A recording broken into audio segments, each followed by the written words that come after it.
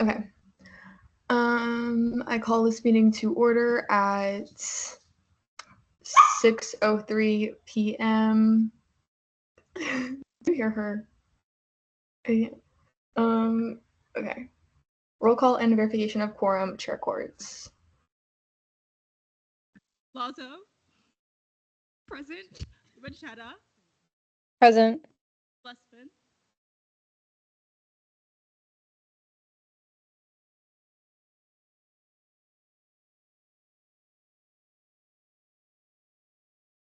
Corelli. Present. Dean. Present. Levine. Lim. Present. Morset.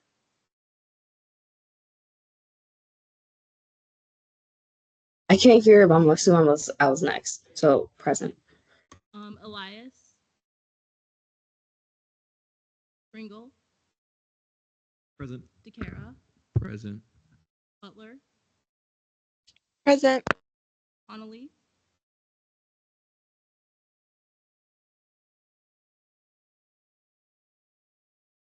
Gumarov. Present. Hamid. Present. Hoffman. Present. Larson.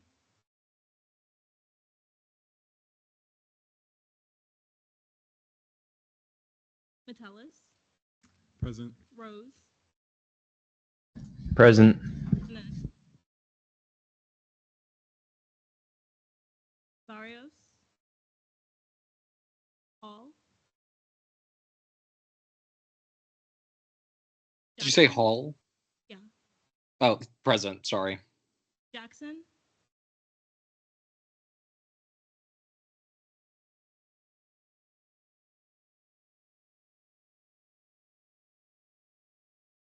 Altohaj.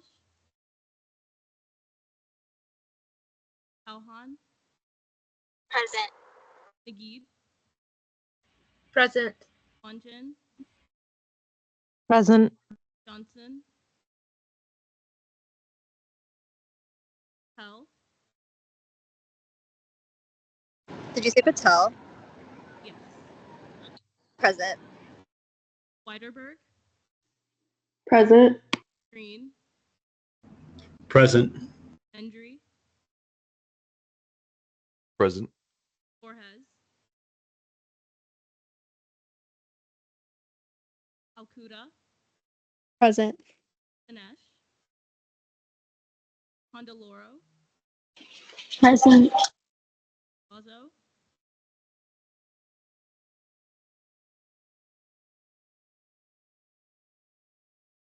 Fuchs. Inez Valero.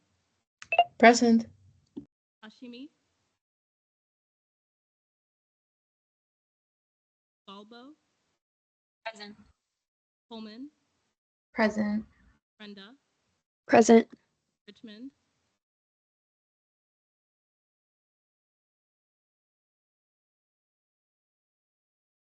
Varela. Vasquez. Present. Lipner. 34 out of 50 quorum is verified. Memory.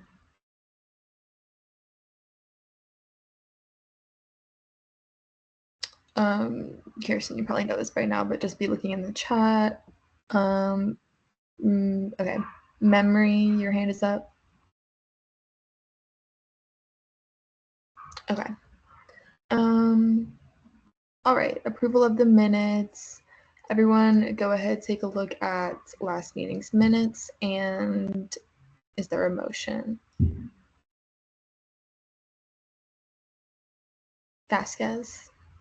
Motion to approve last meeting's minutes. There's been a motion to approve last meeting's minutes. Are there any objections? Seeing none, last meeting's minutes are approved. Approval of the agenda. Everyone go ahead, take a look at this meeting's minutes and Alcuda. Motion to approve today's agenda. There's been a motion to approve today's agenda. Are there any objections? Seeing none, today's agenda is approved. Open forum. Is there anyone here wishing Borges? Present and voting. Senator Borges, present and voting, so noted at 6:08 p.m. Is there anyone here wishing to speak in open forum? Is there anyone there? I'm looking for head nods. Okay. Seeing none.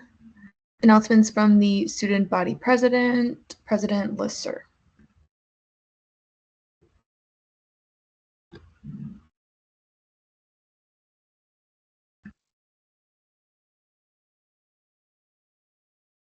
Good evening, Senate. I hope you all had a good week so far. Last Friday, Alex and I met with Chief Metzger and Deputy Chief Griffin Kitzero from UCFPD, and they're assisting us on our initiative to require faculty to undergo active assailant training. Yesterday, the UCF Foundation sent a pitch out to 5 financial institutions regarding a financial literacy program, and they included our proposed program based on rewarding students who complete those financial literacy assignments monetarily through an investment account with that financial institution. We hope that both these programs and initiatives will be completed by the start of the academic year. I am starting work on appointing students to joint committees with the Faculty Senate and other university-wide committees that have a student representative on. Also, a continued thank you to ENA Committee and all of you senators in general for your hard work and dedication during confirmations for the past 3 weeks and in the future.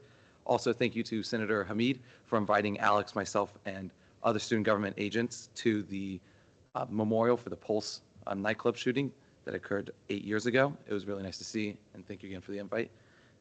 Lastly, good luck to all the appointees going through confirmations tonight. Thank you. Are there any questions for the student body president? Seeing none, thank you.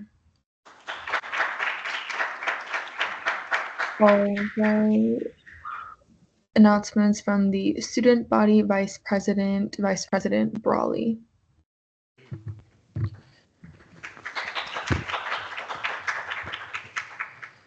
Hello, Senate. Hope you all are doing well. ADSB is scheduled for June 20th. I let all required individuals know about that on Tuesday, and I'm giving them until tomorrow to submit their appointees if needed, if they're unable to attend. It will probably all be on Zoom, but I will keep everyone updated at next session. I'm working with the comptroller to help figure out some of the issues that occurred this past semester fiscally, but she will be going into more depth about that in her report. Additionally, I'm very optimistic for the future of financial literacy on this campus, and it's going to start with the presentation that was submitted on Wednesday to the foundation. So thank you all very much. Are there any questions for the vice president? Seeing none, thank you. Comptroller's report. Oh, sorry.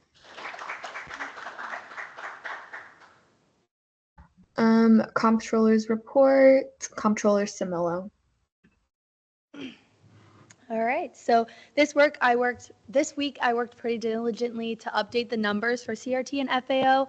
The numbers are subject to change as the FAO tracker from the previous session had some issues and missing information. As you can tell, the number has jumped up significantly from being at 11 to doubling. And that's due to 3 missing bills and incorrect numbers on the FAO tracker. And I am in the works of finding a time to meet with Fong and able to go over the correct information and get that back to you guys. So right now the FAO number is negative 22,449.49 cents with a reversion of 6%, and then CRT is 11,172.26 with a reversion of 2%. Are there any questions for the comptroller? Seeing none, thank you. All right. Attorney General's report, AG Polera. Good afternoon, Senate. This week I had a meeting with the interim Chief Justice. I'm working on having a meeting with Senate leadership, and I put in a request in NetQ to update Title I on the website so that it would include Title 14 in the list of statutes. Are there any questions for the AG? Seeing none, thank you. All right, Cabinet Forum. Is Gabby there or no? Okay. All right, Governmental Affairs Coordinator Polera.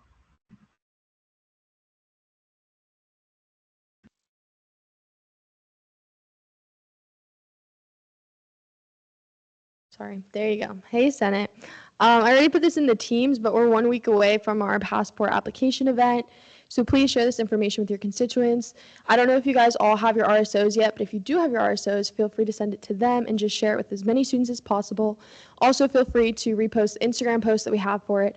I put the flyer in your agenda so that you can see it and then send it out more easily. Email me if you have any questions. Thank you. Are there any questions for the GAC? Seeing none, thank you. All right. Announcements from the interim Chief Justice, Daniel Rivera. Hi, Senate. I hope everyone's doing well. Not much from judicial as far as announcements go, but I did want to take a moment today to speak to you all about the judicial branch, as you are all seeing the first round of appointees tonight. So it came up during E&A, and several senators have commented that the judicial branch seems just a little bit elusive, and I'd like to take a moment again to provide some clarity and insight. The judicial branch operates 5 student service arms alongside our internal powers of checks and balances.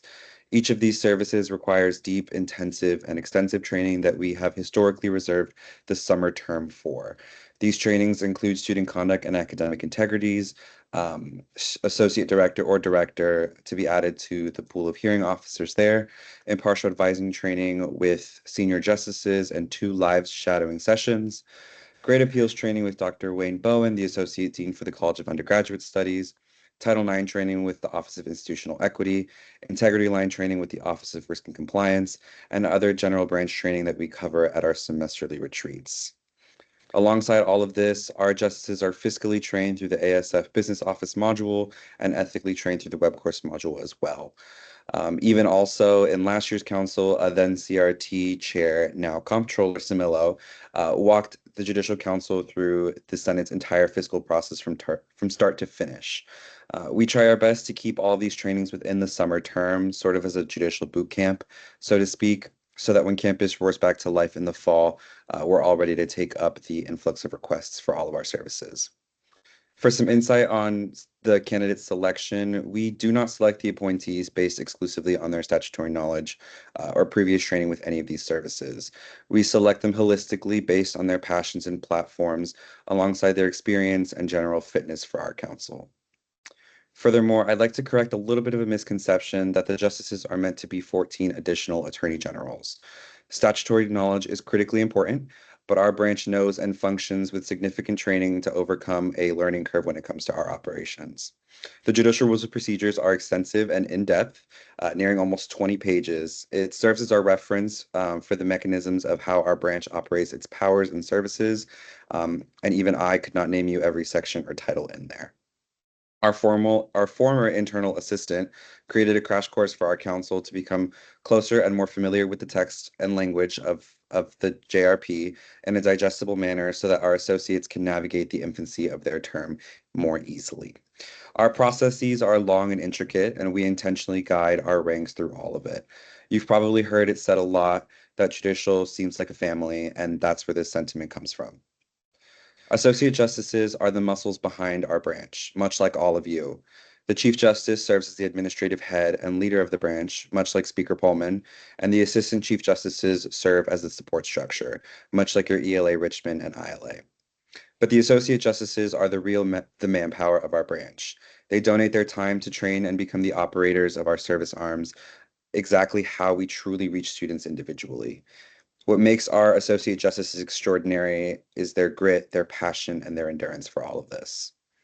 And so while it's your job tonight to decide on their nomination, I truly believe that this group of individuals is the finest and most prepared to take on a grueling summer of trainings and lead the judicial branch into the future. But above all, I hope you see each of them for the people that they are. A scared student who comes into the office for a conduct case or Title IX peer guidance is looking for help from another human, and that's why we chose them. And so again, I would ask that when you evaluate the appointees today to keep all of this in mind.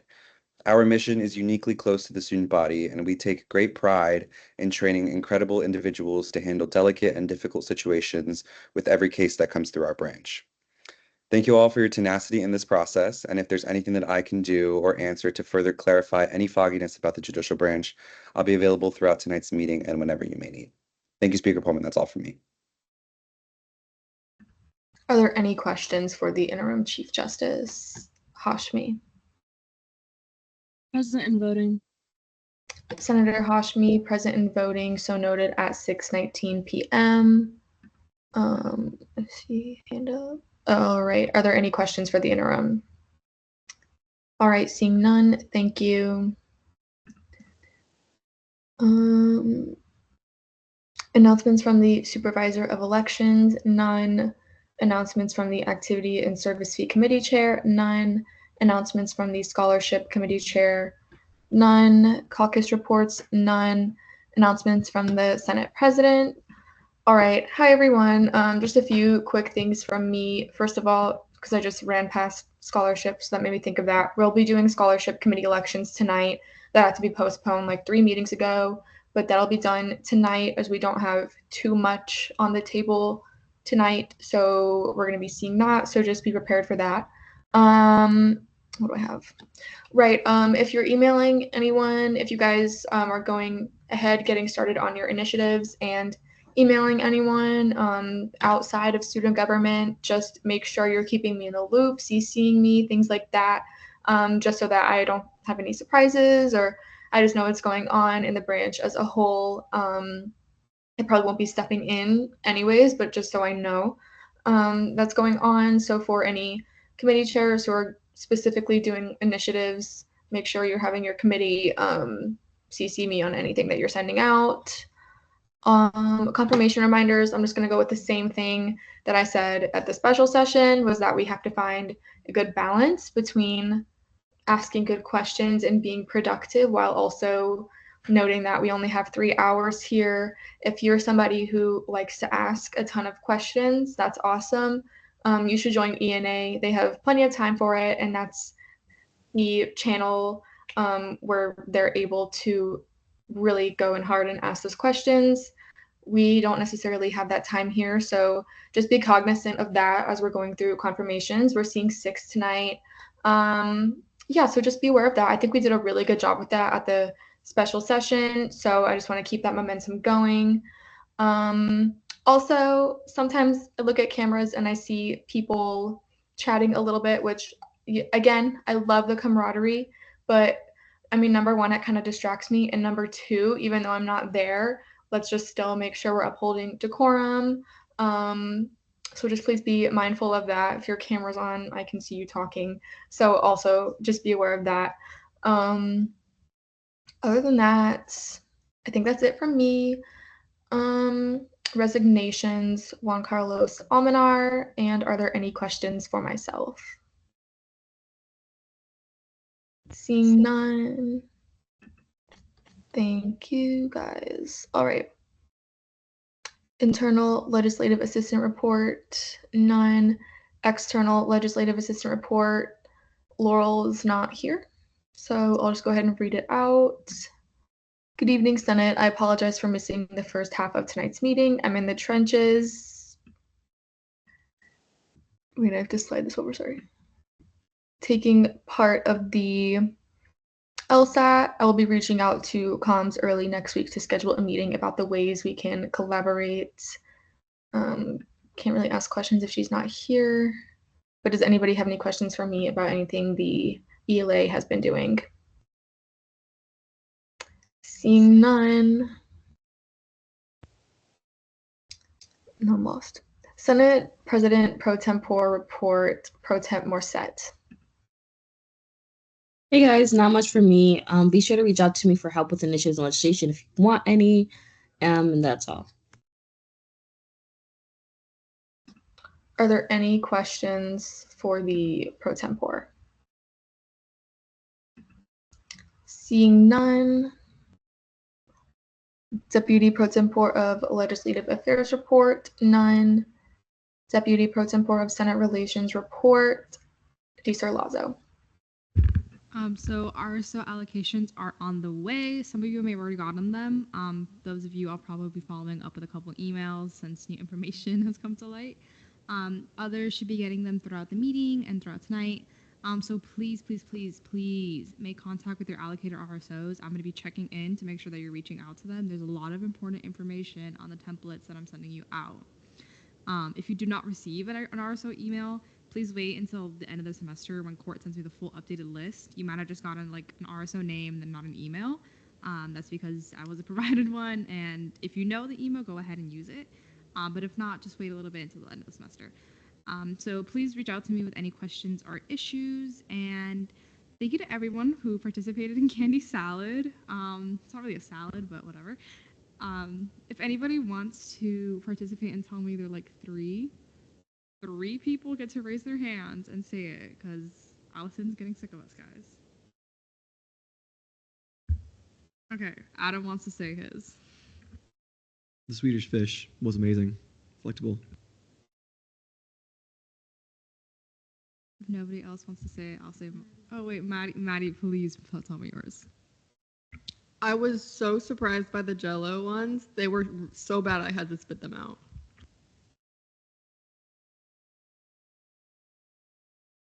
Wait, Kristen wants to say it.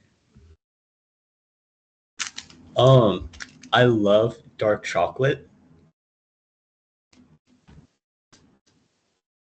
Alrighty, thank you everybody. If you want, just like DM me your favorite. If you still want to participate, DM me your favorite candy. I do love to know. And DM me your favorite snacks. We keep getting snacks in the office. Thank you. That's it for me.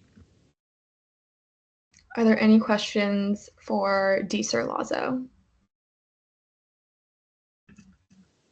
Seeing none, thank you for pulling that together. Connolly. I just wanted to say present and voting. Senator Connolly present and voting, so noted at 6:25 p.m.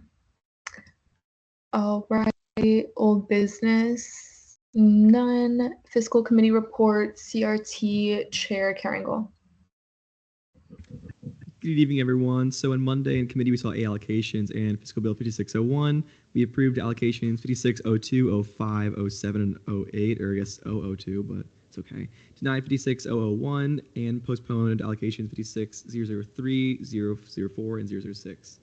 I just sent out, the CRT chair, FAO chair, and ORS chair, we're all gonna be holding a virtual workshop on Friday, a virtual fiscal workshop, Friday, July 19th at 6 p.m. So please save the date if you're a senator, come out if you need more help with fiscal, and let all of your RSO friends know and students know.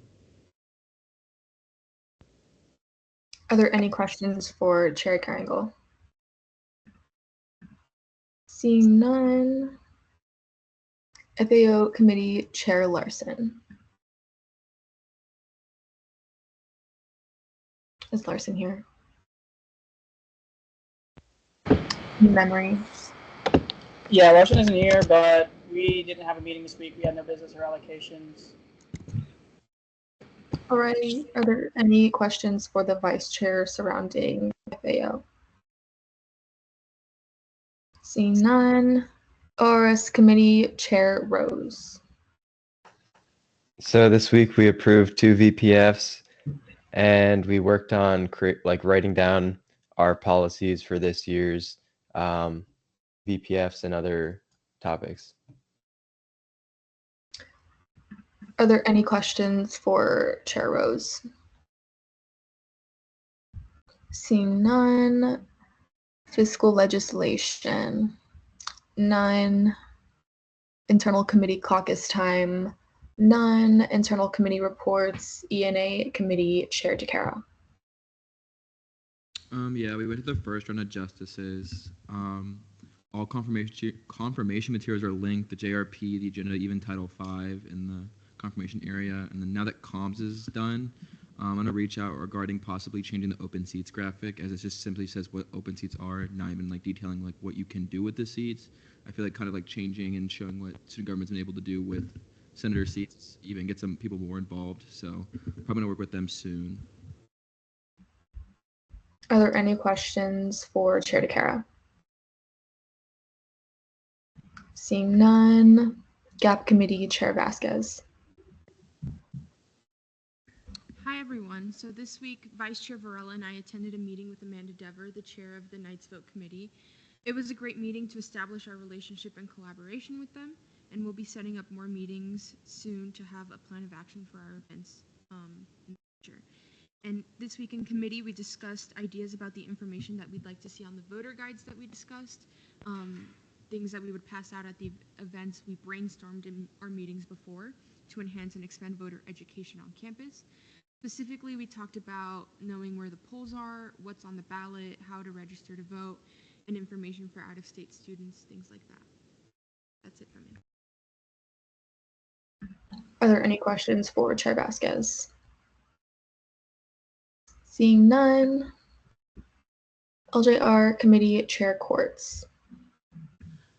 Hey guys, today we saw many absences because of Tuesday's special session, and I'm currently going through and fixing the attendance document right now.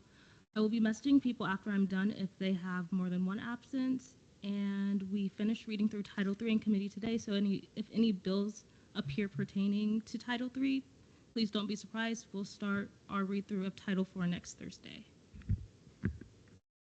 Are there any questions for Chair Quartz? Seeing none, SBA Committee Chair Hamid. Hi everyone, I hope you're all having a great week. Also, happy Pride Month. This week in SBA, we discussed some possible future events.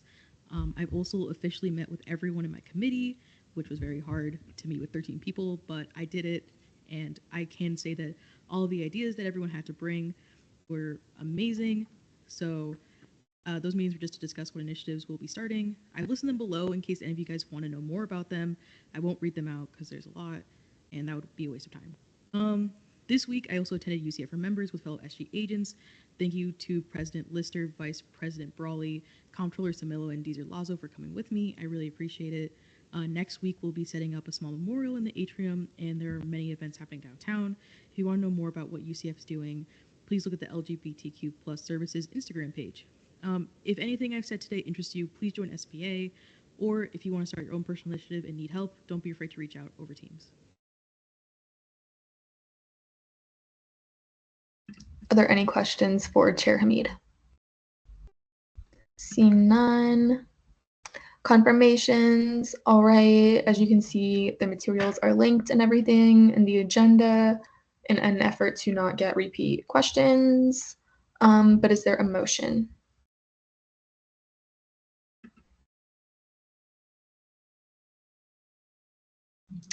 I'm gonna let you guys decide. How Colazo. I motion for 5-minute speeches, 10 minutes of debate, and 10 minutes of questioning. There's been a motion for a 5, 10, 10. Are there any objections? Remember, if you object, just speak into the mic. All right, seeing none. First up, we have Madeline Grady for Judicial Seat 1. Is Madeline here? I'm present. All right. You have 5 minutes whenever you're ready. Okay, awesome. Just first off, can everybody hear me all right? Okay, so I would like to just start off by saying good evening and thank you all for being here. The opportunity to apply for and be appointed for this position means more to me than I can really say to you tonight. So thank you for finding time in your busy schedules, I'm sure, so we could all be here tonight. By ways of introduction, my name is Madeline Grady. I am a second-year biomedical sciences major. I'm on a pre-med track, hoping to one day make it to medical school in the future. And I'm also a Burnett Honor Scholar within the Burnett Honors College. I'm a member of the UCF chapter of MAPS, which is the Multicultural Association of Pre-Health Students. I am a member of the Honors Congress within the Honors College, and I am a current hospital volunteer here at my hometown hospital. This past year, I also had the great opportunity to be a member of the Student Government Leadership Council, and in my spring semester, a member of the Judicial Leadership Council. I was really thrilled to be selected to be a member of JLC, as I kind of already had an idea in my mind as someone who's very pragmatic and likes to plan ahead, that the judicial branch may be where I would like to end up. And in my time in JLC, meeting the members of the council, meeting my fellow JLCers, and really getting a feel for how the council functions and what its purpose is, I really felt affirmed in my decision that that was the place that I would like to end up. I thrive on face-to-face interaction, on making personal connections, and working with a smaller, more intimate team. And while all branches of student government do kind of contribute to the same goal of upholding and protecting and speaking for the student body's rights and voices, I really felt like the Judicial Council and the branch is really where I could enact those things and make the biggest impact. It's also where I felt like I could contribute the most to it. With the similarities it has to my previous leadership and teamwork experience, my passion for service, and the ways in which my personal goals and values intersect with that of the branch. Impartiality is a really, really big thing in medicine as well as with the branch, and I felt like this would be a great opportunity for me to kind of develop and grow the skills that I'll be using for the rest of my life, and also to kind of contribute my perspective and the things that I've learned as a pre-health student and give that back to the branch. Each justice is required when they apply to come in with a list of initiatives and basically a platform proposal. And this is one of my favorite things about the application process. I think it's super, super important.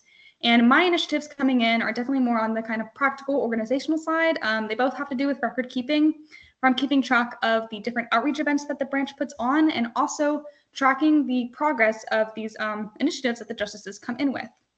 I think it's super, super vital and important, especially in an organization like this, which sees so many new members all of the time, every single year, that we keep track of kind of the history and the going-ons of the branch. And I think this helps keep the branch moving in a progressive direction and kind of always trying to build on its previous successes and getting better.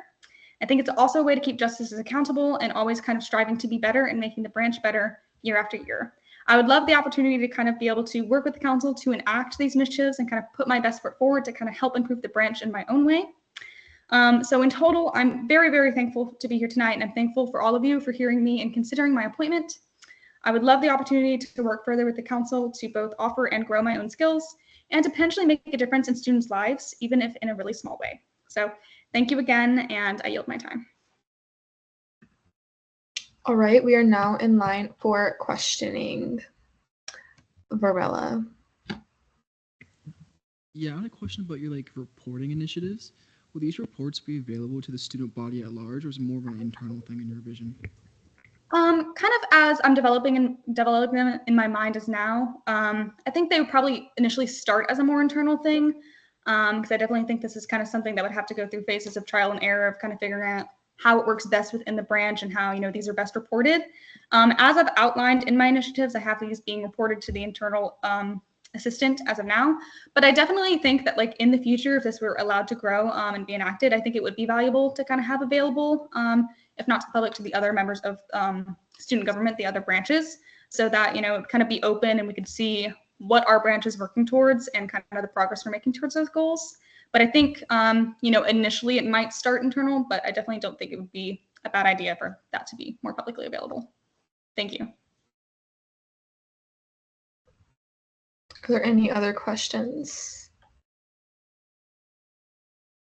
No questions? Colazo. Hi. Can you name some of the appellate boards that you might sit on as a justice?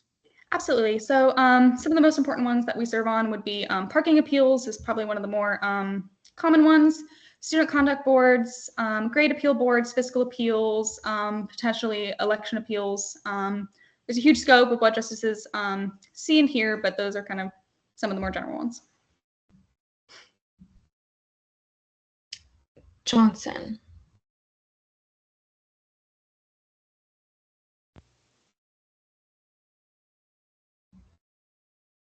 Johnson. We can't hear you.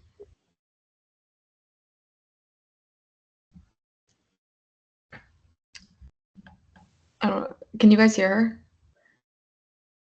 All right, Autumn, we can't hear you. I'm sorry. All right, are there any more questions? Caringle. Motion to debate. There's been a motion to move to debate. Are there any objections? Seeing none, we're now there. Is there anyone wishing to speak in debate? Varela. Yeah, I'll be voting in favor of this candidate. I do really like her initiatives for reporting. I would love to see this become more public record in the future because I think it's important that the students see what the judicial branch does for them. I think that'd be super important. But I do think it's a great beginning, so for that reason, I'll be in favor of this candidate. We'll do Gumrov and then Metellus. Yeah, so I went through the ENA agenda, and it seems that every question that was asked, the candidate showed great knowledge of the judicial branch as well. So I will be voting in favor, and I encourage you all to do the same. Metellus. I agree with the senators that spoke before me. She did answer the ENA questions very well, and even coming up here and giving her speech, she showed that she knew her stuff and presented herself very well, and I will be voting in favor for this candidate. All right, seeing no further debate, Chair DeCara. Motion to vote. There's been a motion to vote. Are there any objections? Seeing none, we're now in voting procedures.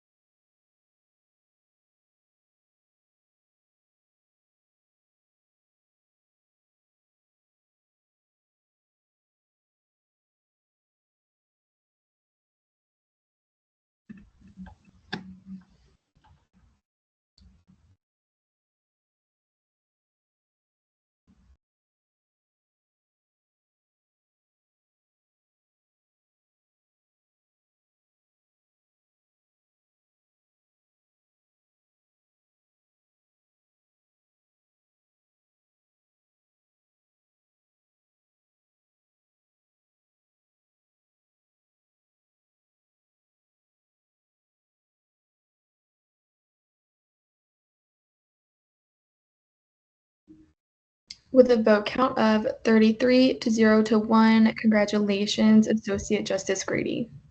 Thank you guys Thank so you. much for your time. All right, next we have Maya Neto for Judicial Seat 8. Is Maya online or in person? I'm online. Okay, perfect. You have 5 minutes whenever you're ready. Thank you so much. And please let me know if my Wi-Fi tweaks because it's been going crazy lately. So just stop me and I'll figure it out. Good evening, Senate. It's a pleasure to be speaking in front of all of you tonight. I first want to start off by thanking all of you for being here. I appreciate and thank you for your commitment to student government and for being integral parts of the confirmation process of so many new agents. My name is Maya Neto. I'm from Miami, Florida. I'm a rising second-year Burnett Scholar here at the University of Central Florida. I'm studying psychology and minoring in biomedical sciences, working towards the dream of attending medical school in the future. This past school year, I've had the privilege of participating in the Student Government Leadership Council and the Judicial Leadership Council. These experiences built up my excitement and desire to be involved at a deeper level in student government to increase my impact on this university that I now call home. At the beginning of my first year at UCF, I came in with the intention of involving myself in meaningful experiences to facilitate my integration to the school and widen my skill sets and passions. In addition to participating in student government, I had the honor of serving on the executive board of RSOs, serving as an undergraduate teaching assistant, and further integrating myself into the Honors College through the Dean's Leadership Council and becoming an incoming team leader for Honor Symposium. My reason for involving myself in all of these experiences goes deeper than just wanting to build skills and be integrated. I have an innate desire and love for knowledge and learning. My emphasis on learning and inclination to always want to know more is what originally drew me to the judicial branch. At the beginning of SJLC, the judicial branch was the most elusive in my eyes. Despite hearing numerous times what the role was, I still feel like there was so much more to uncover and that my knowledge of the associate justice position and the branch as a whole was just brushing the surface of the reality. Through JLC, I was truly able to learn what the judicial branch is all about. I fell in love with the intricacies of its policies and training. I fell in love with its direct connection to helping students in delicate situations. I fell in love with its emphasis on group collaboration and its family-oriented style. But most of all, I resonated with the mission of the branch due to my upbringing. Being a first-generation American raised by immigrant parents who escaped a country in which their lives were not their own shaped the person that I am today. Hearing stories of my family being at the mercy of a corrupt government with no protection, rights, or basic resources at their disposal heavily impacted me even from a young age.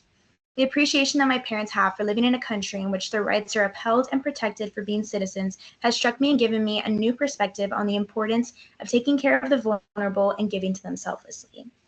The vulnerability of college students is illustrated when they find themselves in unfavorable and anxiety-provoking situations that they are unsure how to handle, such as receiving parking tickets or conduct violations. During these moments, students are truly in dire need of support and assistance, which the judicial branch was created to provide. I truly feel as though the services of the branch are invaluable as they help to improve the lives of students. Being an associate justice will help me give the feeling that my parents were never able to feel while adolescents, the deserving students at UCF, through my passion, awareness, and desire for advocacy. With lofty goals and expectations for my time in student government, I hope to successfully follow through with the initiatives that I've elaborated on in my platform and then some. I want my influence to expand even further than I could dream when I came up with my initiatives. In particular, I really hope to successfully implement a method of evaluation for associate justices to ensure high levels of expectation, as well as provide time for praise and constructive critiques. In any collaborative work setting, problems with behavior and execution can build up at any time.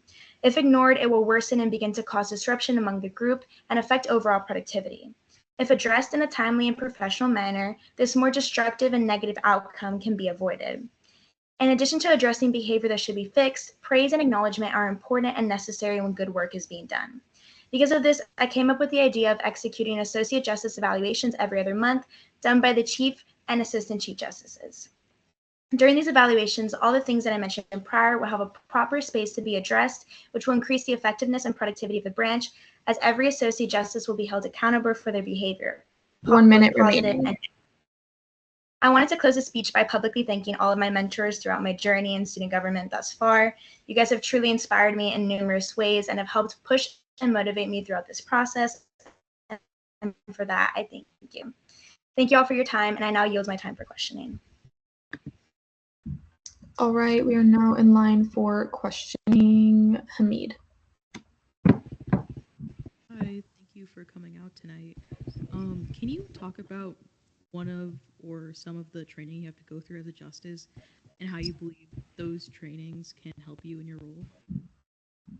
Yeah, of course. So as Daniel was talking about previously, there is a really large onboarding process to be an associate justice because there's a lot of knowledge that you have to obtain in order to do your job properly. So one of the trainings that I particularly am interested to get, because I feel like it's where I lack knowledge the most, is like financial training. But we also go through student conduct training with the Student Conduct and Academic Integrity Board. We also do diversity training. So I feel like it's really important because the job is so elaborate and the knowledge is so extensive that we are properly trained, and that's why we have the summer and we have orientation about 30 days after we finish this confirmation process. Thank you for your question. Varela. Question about your confidentiality contract initiative. If a justice is found in breach of this contract, how would you imagine the next steps of the council to be? Yeah, so this was probably one of my most difficult points when thinking about the breach of the confidentiality contract, because obviously you don't really want to like penalize a peer, but in a professional setting like the judicial branch, you have to kind of maintain that high level of professionalism. And if confidentiality was requested, then it has to be followed through. So what I was thinking was that it would be kind of like a warning situation the first time. The second time that it happens again, then there probably would have to be more serious action taken. But the first time, they would be reminded that, they did sign a confidentiality contract and it was brought up in whatever the circumstance was, and that they violated it, to like make sure that they, upheld that contract more seriously, and if it happened again, then action would probably be taken. Thank you for your question. Green. Hello there. Thank you for joining us tonight. So per section 2 of the Judicial Rules of Procedure, can you please name at least 2 responsibilities of an associate justice? Yeah, so one of the responsibilities is that you serve as a mentor for students going through the SJLC process and the JLC process. And another responsibility is to attend Senate at least one time per semester. Thank you. Collazo. Hi. So, Senator Johnson's microphone is not working.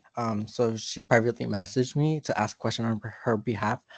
So her question for you that I'm asking on her behalf is, who has the burden of proof during hearings in judicial?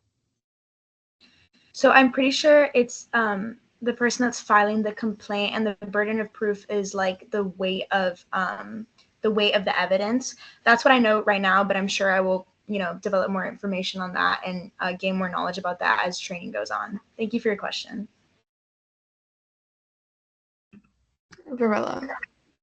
Move to debate. There's been a motion to move to debate. Are there any objections?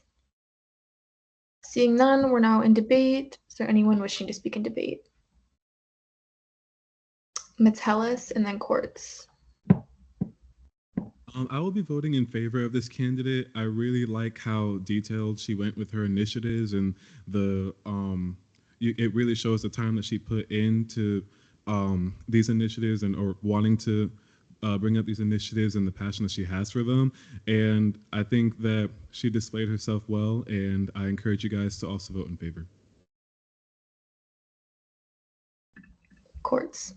I will also be speaking in favor. I did read the ENA minutes, and I saw that the question that she had that she didn't know the answer to, she obviously went home, looked it up, and she gave more than adequate answers. So I think she'll do great. I'm excited to see what she'll do.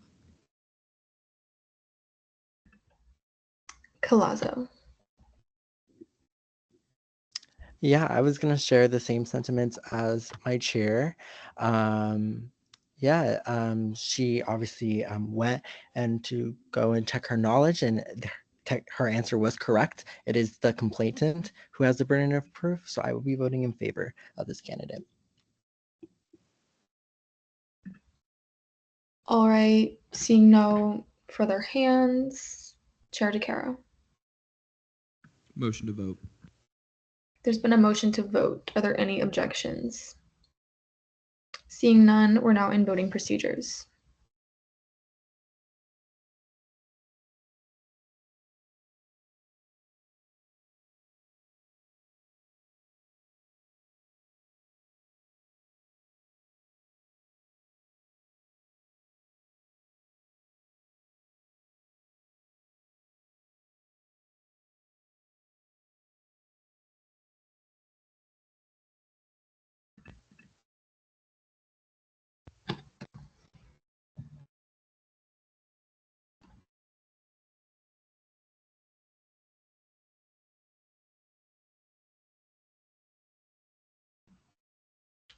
With a vote count of 35 to 0 to 1, congratulations, Associate Justice Neto. All right, next we have Nicholas Rezek for Judicial Seat 9. He's in person? Okay. Also, if you guys always see me looking off to the side, it's because I'm looking at the time and stopping and restarting. Okay, I think we're on. We sound good? Mhm. Okay, You have perfect. 5 whenever you're ready. Thank you. So yeah, good evening, everyone. I hope your summer is going extremely well. Very relaxing. Thank you all for your time in considering me for confirmation for Associate Justice Seat number 9 tonight. I haven't had the pleasure of meeting you. My name is Nick Rezek. I'm a second-year rising biomedical sciences student on the pre-med track with a second major in Spanish and a minor in chemistry as well. Just some things about me. I'm an avid outdoorsman pretty much since the time I was able to walk, maybe even before that. I was out hunting, fishing, hiking with my family, which is something I really enjoy doing, and unfortunately is a pastime that I really miss here in university. Coming from Washington State as an out-of-state student, it's something that I don't get to do very often anymore, but my experience here has been nothing short of amazing, so I can make the sacrifice for that. Additionally, I'd consider myself a cook. I try my best to cook. I think food is something that we can all bond over and really celebrate together. That being said, the question of if I'm a good cook or not is that's a separate question, and that's up for you all to decide hopefully at one time. And thirdly, I think most importantly, I'm a service-oriented person. I think I'm definitely a people person, and a lot of my passions and a lot of my commitments really do revolve around service and really touching the lives of others, especially with my career in medicine as an aspiring physician. Really, medicine to me seems as the best way that I can tangibly impact the lives of others, especially during times of difficulty and even unknown times as well. Being able to really touch their lives in that way seems like the most tangible way I can help the world and really impact humanity as well. Especially with my secondary language education, I think that helps me today, tomorrow, and in the future, especially in my future career in medicine, really being able to bridge the gap between cultures and really being able to cater my services and my service to everyone, making sure that language isn't a barrier in that regard. And I really believe that my commitment to service is also reflected in my involvements on campus as well. I was a member of Student Government Leadership Council and JLC this last academic year, where not only did I really get to serve and interact with my community, but I also got to learn great details about student government from very supportive mentors and along with some fantastic peers. I was even selected as JLC of the Year in a class that was arguably more deserving than I was. Additionally, I'm a volunteer tenured forklift driver at my local food bank back home. I've been driving the forklift and serving my community, my small town community back home for about 5 years now, which is a fantastic privilege and a great opportunity. And my biggest commitment on campus, I'd have to say, would be the Dean's Leadership Council in the Burnett Honors College. The Burnett Honors College has played such a large role in my life, and really being able to show students how their lives can be impacted by membership in our great community really means a lot to me. Just earlier today, actually, I had the great privilege of giving a prospective student a tour, a golf cart tour around campus today. So yes, golf cart privileges are definitely a bonus that comes with the job. But yes, I think what really allows me to give the most of my commitments, I think I have a fairly full plate, as you all can probably relate to, is really my work ethic and really my commitment to challenges. I embrace challenges. I don't think I shy away from challenges in any regard, especially on the pre-med track. The journey is long, very long and very arduous, but through that I think I will grow, learn, and really be able to live out my life purpose of serving people as well. Additionally, I think engaging in physical challenges as well as something that really gives my life perspective, really puts things into perspective for me, whether it be running marathons with a couple weeks of training or going on weekly rucks, really brings me, really accentuates my work ethic, I think, and really gives me positivity in every environment, because I know that things could always be worse. The situation around me could always be worse. It really gives me the positivity to bring to every situation, every environment. So yes, as a service-minded person, the reason I'm standing in front of you today, 1 minute remaining. Associate Justice seat number 9, is because I really think the Judicial Council will allow me to greatly serve the student body and my fellow peers as well, and really help me seek internal fulfillment myself. With that being said, I greatly appreciate your time. I greatly appreciate everything that you do for our student body, and especially during this confirmation season as well. So thank you all, and I yield all my further time to your questions. All right, we're now online for questioning. Are there any questions for this candidate? Metellus. 2, if I may. You may. All right. My first question is, with the other stuff that you say you're involved in and like to do, can you go into detail on how you'll balance your time with those things and the judicial branch? Yeah, absolutely. So I think everything that I really do on campus gives me the energy to continue moving forward, to continue growth, and really continue to contribute to our campus environment. The judicial branch has been a great passion of mine, especially coming through JLC. And I really think that, some sleepless nights are okay. Lacking some sleep sometimes is okay.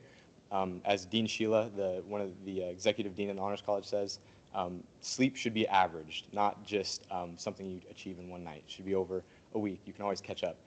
But yes, I think along with my commitments, I think I'll definitely be able to give full energy to the Judicial Council. And my second question is, which one of your initiatives are you most excited to accomplish, and can you say why you're passionate about it?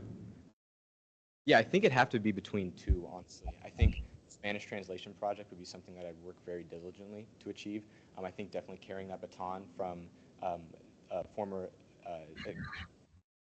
Chief Justice Silva is definitely something I'm very passionate about, really opening that exclusivity to such a diverse population. We are a Hispanic-serving population, Latino-serving population here on campus. That's definitely something I'm very, very excited about. Second to that, I think it would have to be I believe the title, I have it on there, is the code for the outline for equitable questioning as well during our hearings. Something that I noticed during JLC last semester was that some questions were asked by justices out of good intent, but maybe may have placed the student in maybe a situation of discomfort. And I definitely think that having that code to make it black and white, to say, oh, you can say this, you can't say that, but maybe to guide our justices and really help ensure that students feel comfortable seeking our services, which is honestly what we're here to do. So definitely that. Thank you, Jordan. Collazo. Yeah, two, if I may. You may. My first question, at ENA, it was asked in regards to election contestants, the role of the Judicial Council within the Election Commission, and the answer was kind of unclear. So, could you just briefly describe the role of the Judicial Council when it comes to election contestants? Yes, absolutely. So I actually went back and looked through the Title VI and saw that. So first, the person who's appealing the election would first go to the Election Council first. If that decision was made by the Election Council and the student sought appeal after that, they would then go to the Judicial Council after that. And then my second question, it's okay if you don't know it, but do you happen to know what the preponderance of evidence means? Yes, I believe it's the weight of evidence that we have as justices to accept. I believe it would be the amount of evidence, the reasonable evidence that we would have to accept that's presented to us. If that is a clear answer to your question, it's really how we'd go about deciding our decision based on the evidence in front of us, based on the legitimacy. All right, Green.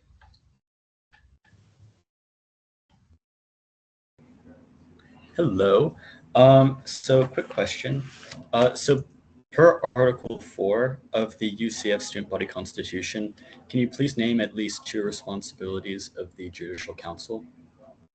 Yeah, absolutely. So we would sit on student conduct appeals and as well as election appeals as well. We really do serve a large role of appeals. We really are the appellate board for the student body here, the student government. So yes, those would be the two responsibilities of the Judicial Council.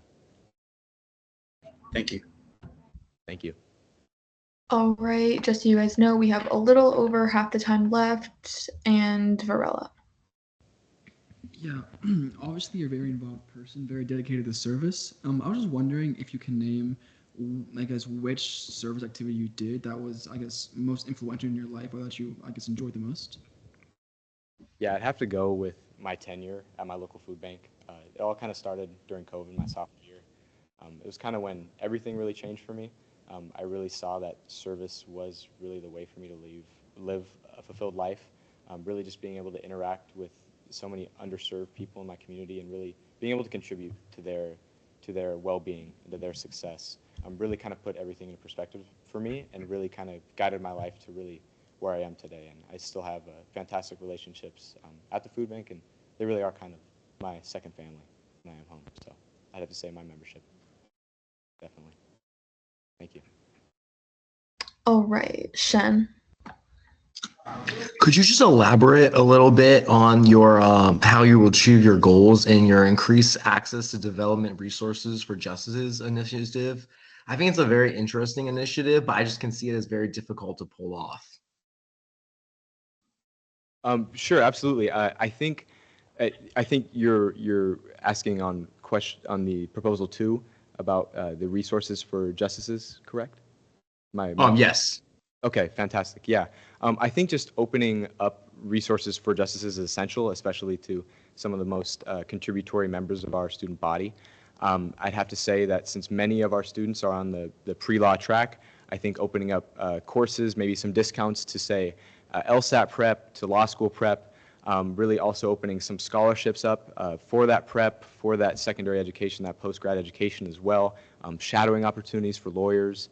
Really it just comes out to really that outreach portion, which is definitely something that I would pursue, just really getting our justices connected within our community, within the pre-law community, and yeah, really ensuring their success in that regard. So yeah, thank you for your question. All right, we have 3 minutes remaining. Caringle. Motion to debate. There's been a motion to move to debate. Are there any objections? Seeing none, we're now in debate. Caringle, you have debate. Yeah, I really like these this candidate's offerings. Their proposals too to continue the work of translating university documents as well. I like seeing that, but they gave great answers. They seem like a really great person overall, so I'm voting in favor. All right, I'll go Shen. Yeah, I will be voting in favor of this candidate. Great practical initiatives. He seems like a great, genuine person. I encourage all of you to do the same. All right, Colazo. I will be voting in favor of this candidate. I greatly appreciate the candidate taking the time to, go back to the ENA meetings, meeting minutes, and just understanding and learning about the processes that the Judicial Council has to going through. So showing that willingness to learn is why I'm voting in favor of this candidate. All right, with 3 in affirmation, are there any in negation? Seeing none, Chair DeCaro. Motion to vote. There's been a motion to vote. Are there any objections? Seeing none, we're now in voting procedures.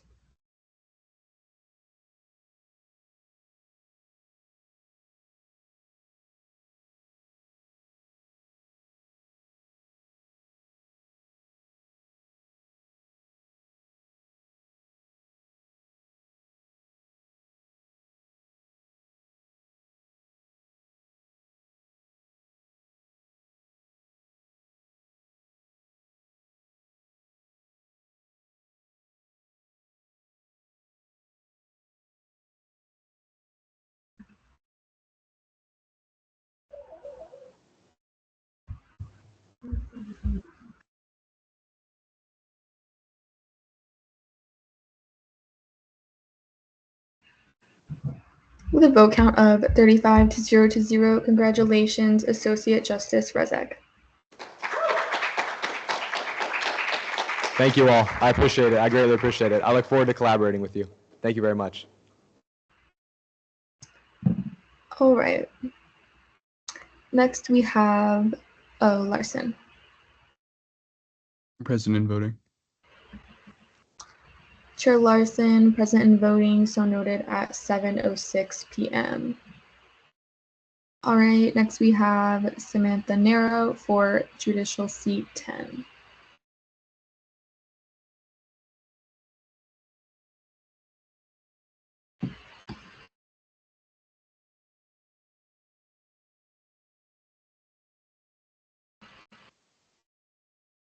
Sorry, I have short legs, so it takes me a while to get here.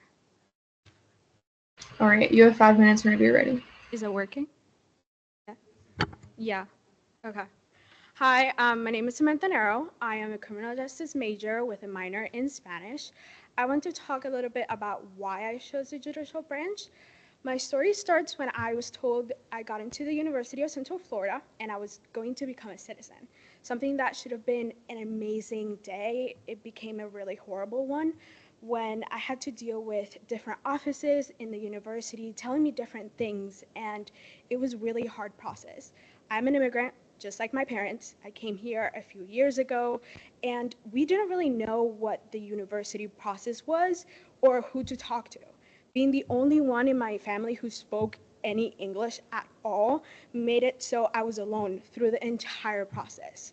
So I felt lonely and I felt anxious, and it was a really, really hard process. I knew we could figure it out, and we did. And I knew that when that happened, I wanted to take the opportunities that were given to me and go for it and help students that maybe were in a difficult situation. So I decided to join LGLC, in which I went to a parking appeal and I saw how justices were not only going through, hey, this is what the process looks like, but we're also looking at the students and empathizing with them and understanding their situations, and we're advocating for them in a way I wanted to be advocated for, and I wanted to advocate it for the students as well. Then I saw other services like impartial advising, and I saw how the justices were helping students through processes that may be a little difficult, process that a lot of students may not understand, and it's a difficult situation. And I wanted to be part of that. I wanted to help students that were in that situation because I knew how it felt to be anxious, how it felt to be alone, and how it felt to be in a difficult situation that you might not know a lot about. So that's why I joined the judicial branch, and you will see through my initiatives that even through the small parts like having an infographic, I wanted to make it for students that they felt like it was okay to come to us and ask those stupid questions because they may be already in a difficult situation. I hope that you see my passion, and thank you for taking time out of your day. I yield the rest of my time for questions. All right, we are now in line for questioning. Are there any questions for Rella and then Courts? During your time at SJLC, you had the unique opportunity to be a vice chair of one of SJLC committees. I was wondering if you could elaborate on how that experience will help you be a better justice. Hi, I had a great chair. She was amazing, but I was able to not only talk to other students, and I had a great chair again, so she was very helpful, but I was able to come to meetings and really see how collaborative an environment could be and how I could make my own, be helpful in my own way. So I'm very grateful for that opportunity, and yeah. Courts. Could you expand on how you plan to outreach through collaboration amongst the branches? Yes. So this was actually something that I was interested in since the fall. My first mentor was Lysiana Vorn. She was the chair of the Women's Caucus, and I really think it would be beneficial for the judicial branch to collaborate with different caucuses and kind of work with them to kind of do outreach, because some of the services we do could help students that these caucuses and the other committees kind of reach. And I think it would be really beneficial if we collaborated with them, at least in that way. Are there any further questions for this candidate, Metellus? So if a student was coming up to you like with a judicial issue and they were struggling and they were in a similar place that you were in, how would you approach that, and what would be your strategy to make them feel comfortable? Honestly, I think it depends. I think there's no right answer because we are human. I know that like anxiety can be a very tough thing. So whether it is to like talk them through the process, I think that can be alleviating, being like, hey, these are your options. This is what's happening. This is a process. You're not alone. Other students go through this. There's options here. I think that could be really helpful, and knowing that they're not alone, sometimes just listening to them rant may be the solution. So I think it just depends on what the student is going through and what their interaction is like. Varela. Move to debate. There's been a motion to move to debate. Are there any objections? Seeing none, we're now in debate. Is there anyone wishing to speak in debate? Green. Hi, so I will be voting in favor for this candidate. Not only did she answer all the questions thrown at her very well and very thoroughly, but I also think, stepping back as a student leader, taking your own personal experience and using that as inspiration to help others, I think that's very powerful, especially for student government. So she has my vote. Metellus. Yes, I was going to say something similar to Green. I will be voting in favor of this.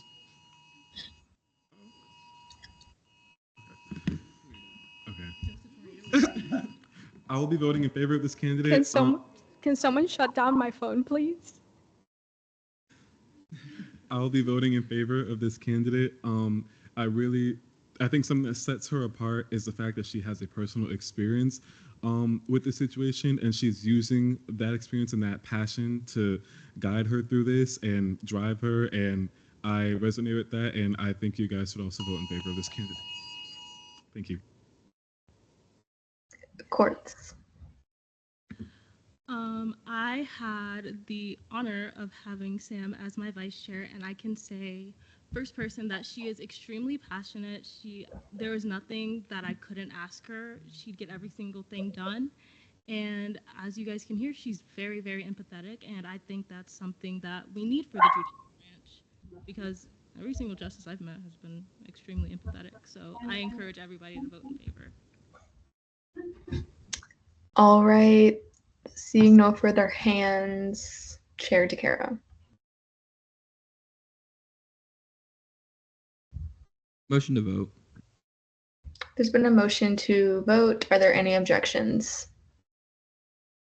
Seeing none, we're now in voting procedures.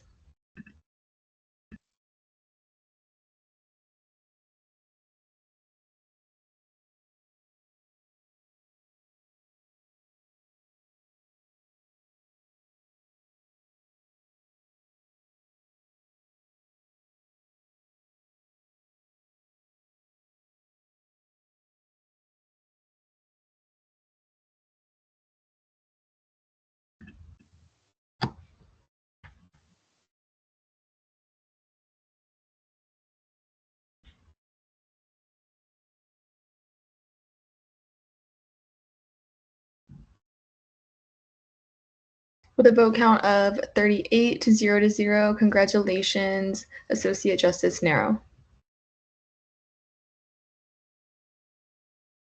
All right. Next up, we have Isabella Pizzera for Judicial Seat 11. Hello, everyone. Can everyone hear me well? I think you're good. All right, you have 5 minutes whenever you're ready. Okay, thank you. Good evening, Senate. I would like to thank everyone for being here and giving me the opportunity to appear before you this evening. My name is Bella Pizzera. I am a sophomore majoring in International and Global Studies with a minor in Intelligence and National Security. Since starting as a freshman at UCF in August of 2023, my passion and drive for student involvement, leadership, and representation have not been contained. Thus, I am here before you hoping to continue my journey as a student leader and advocate through the judicial branch. My involvement with student government started through SGLC. After completing the program where I learned more about the UCF SG and its functions through great mentorship, my passion to remain in student government only grew, which is why I continued my journey through the Judicial Leadership Council. In JLC, I learned not only about the fiscal and parking appeals, impartial advising, student conduct, and the rest of the services the judicial branch offers, but also the close-knit bond between justices and their strive to move forward as a team. This experience further showed me the determination, passion, and strength that the council embodies, which is the commitment I aspire to match in the future. As an associate justice, I hope to serve the judicial branch, UCF student government, and the student body by remaining unbiased and impartial, as well as a highly dedicated individual with personal initiatives and goals, such as the expansion of marketing strategies for the judicial branch and the creation of an up-to-date file of events and legislation between the three branches. With the support of my fellow associate justices, I believe that these initiatives will further improve the council and will benefit the branch greatly by creating better communication networks and further outreach opportunities. I'm greatly appreciative and excited for the opportunity, which is why I thank you and yield my remaining time for questioning. All right, we are now in line for questioning.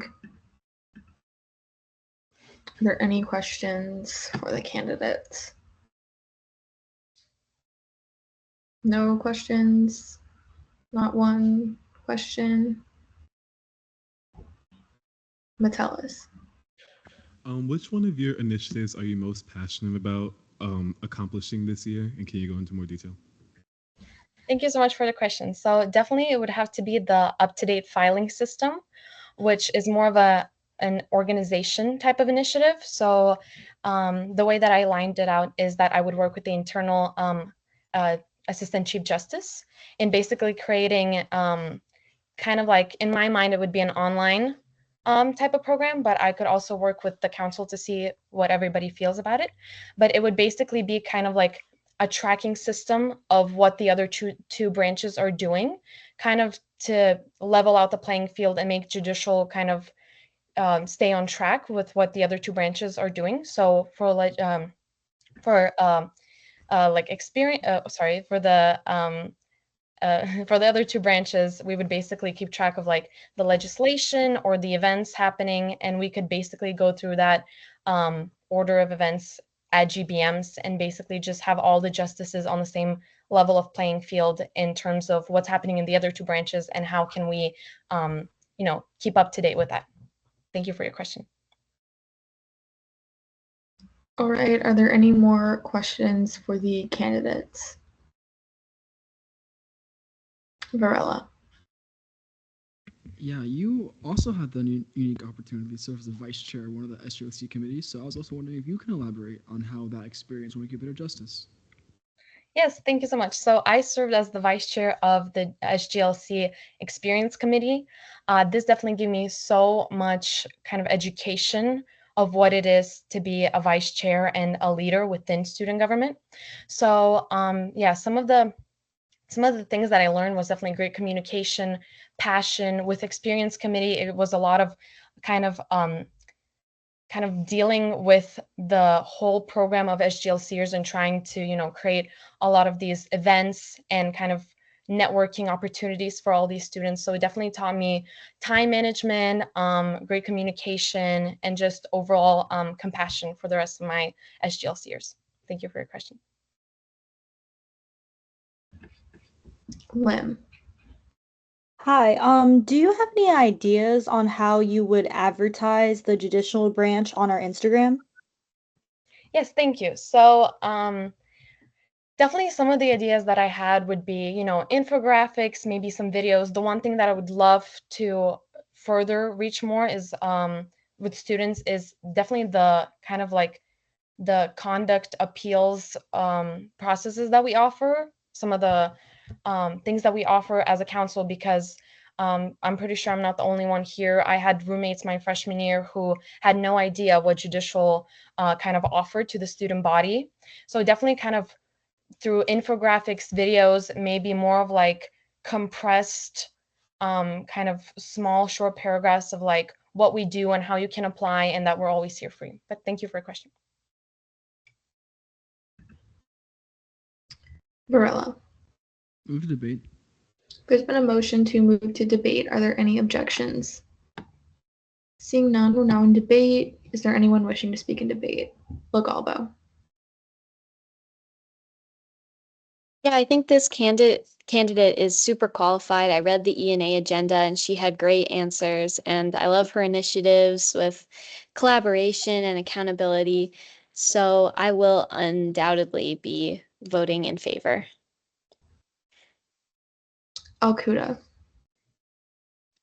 Yeah, I just want to reiterate everything that Senator Legalbo just said. I had the pleasure of getting to know Bella more in the Experience Committee and how she stepped into her role so early on into SGLC as vice chair of the committee, and how it was like she was almost born for it. I really just admire her in so many ways, and she was an inspiration in getting more involved in student government for me personally. So I have no doubt that she'll flourish in this role.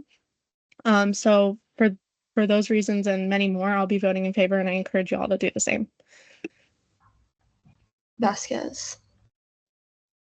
I also wanted to speak in favor of her. I got to know her also through SGLC. She wasn't really my mentee, but I kind of felt like her mentor. She would always come to me and ask me so many questions, and I was so happy to get someone so passionate about everything that they were doing. But yeah, I could not speak more highly of this candidate. All right, seeing no further hands, Chair DeCaro. Motion to vote. There's been a motion to vote. Are there any objections? Seeing none, we're now in voting procedures.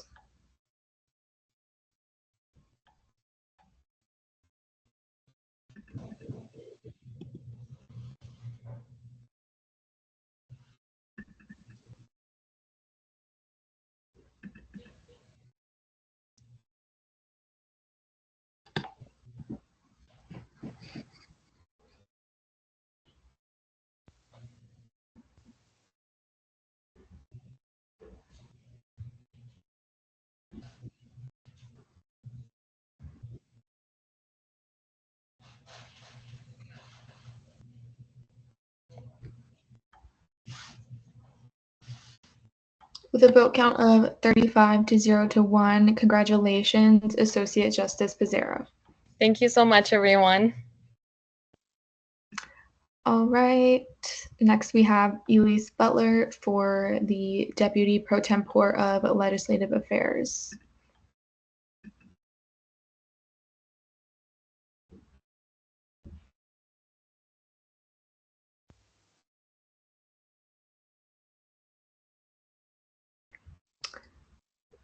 Can you hear us, Elise? We can't see you.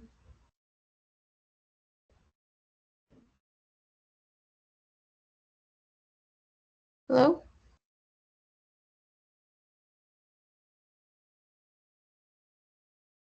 Wait, I don't think we can hear you. Can you guys hear her? Yeah, I don't think we can hear you, Elise. Levine. Present and voting.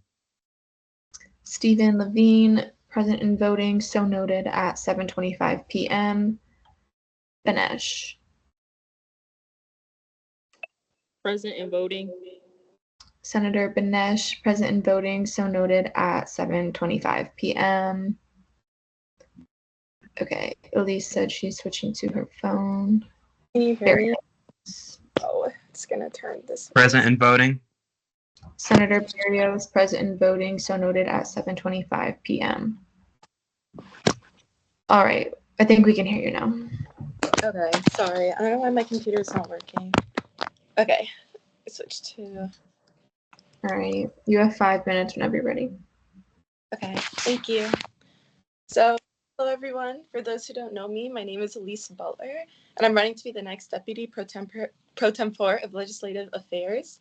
I've been a part of Senate since I was appointed during the 54 session, and during that session, I sat on ORS and FAO. The next session, I was honored to be the FAO Committee Chair and Black Caucus Vice Chair as well. As the FAO Chair, I was able to sit on ANSF Budget Committee and Finance Committee to learn more about the fiscal side of student government, which is a key part of being DLEG.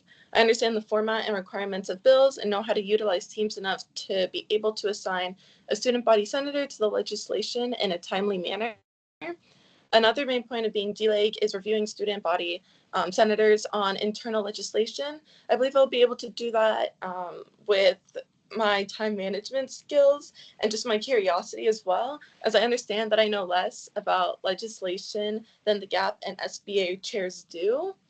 I'll definitely take the time to ask questions and review more legislation so I'm able to advise on this, especially I'm trying to get really good at it, so hopefully I'll be able to make my own legislation soon.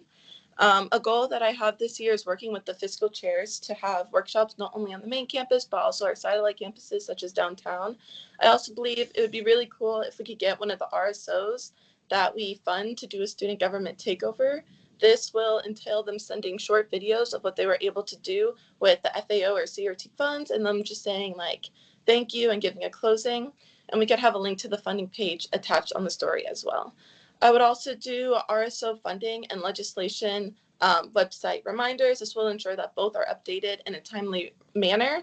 My long-term goal is working with the business office to make the fiscal training better and easier to understand for those with no fiscal knowledge. These are my main goals for this year, and I'm always willing to listen to what others want to see from this position as well. I will be reading and rereading the financial code to make sure if there's anything I don't know about the position, I'll be able to understand it as soon as possible. And thank you guys so much for your time. I yield my rest of the time to questioning. All right, we're now in line for questioning. Berrios, do you have a question?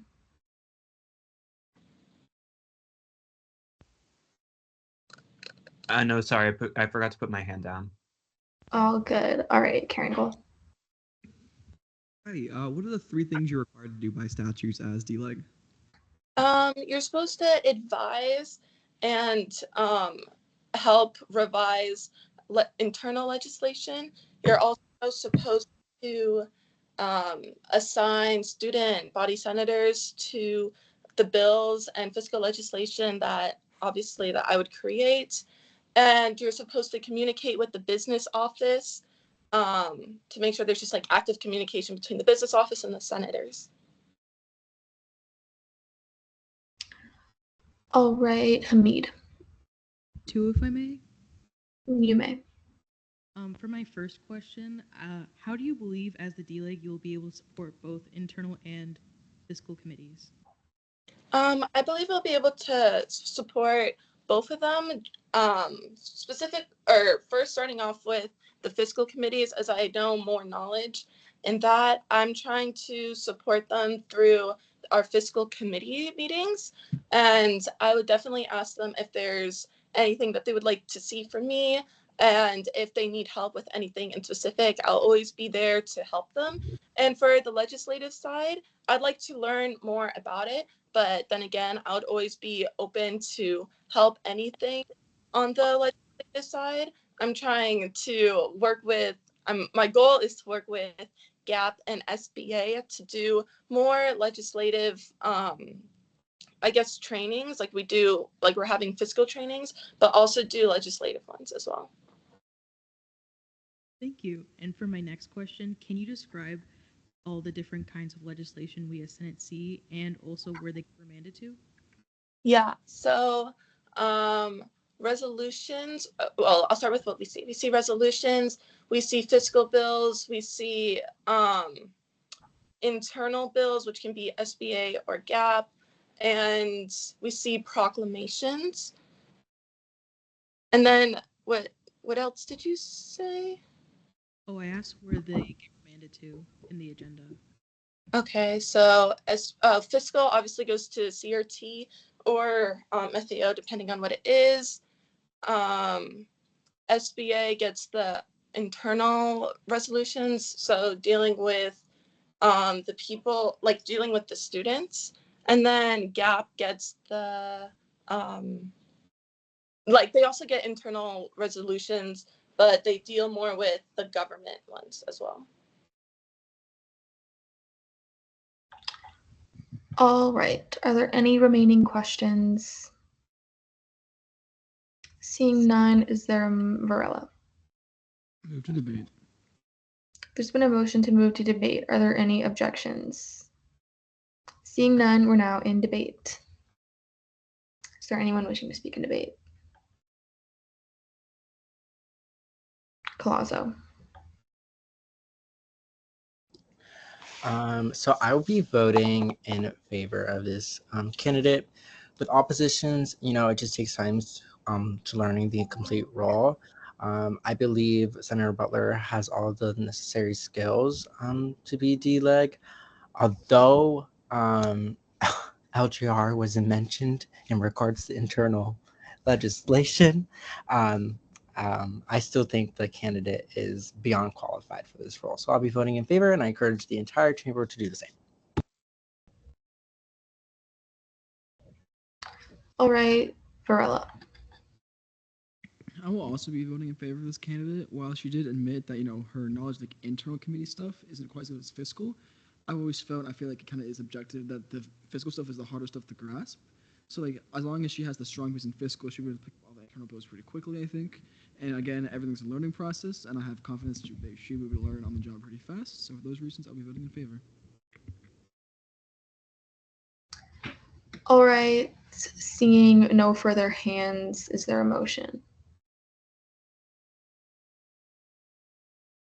Hamid. Move to vote. There's been a motion to vote. Are there any objections? Seeing none, we're now in voting procedures.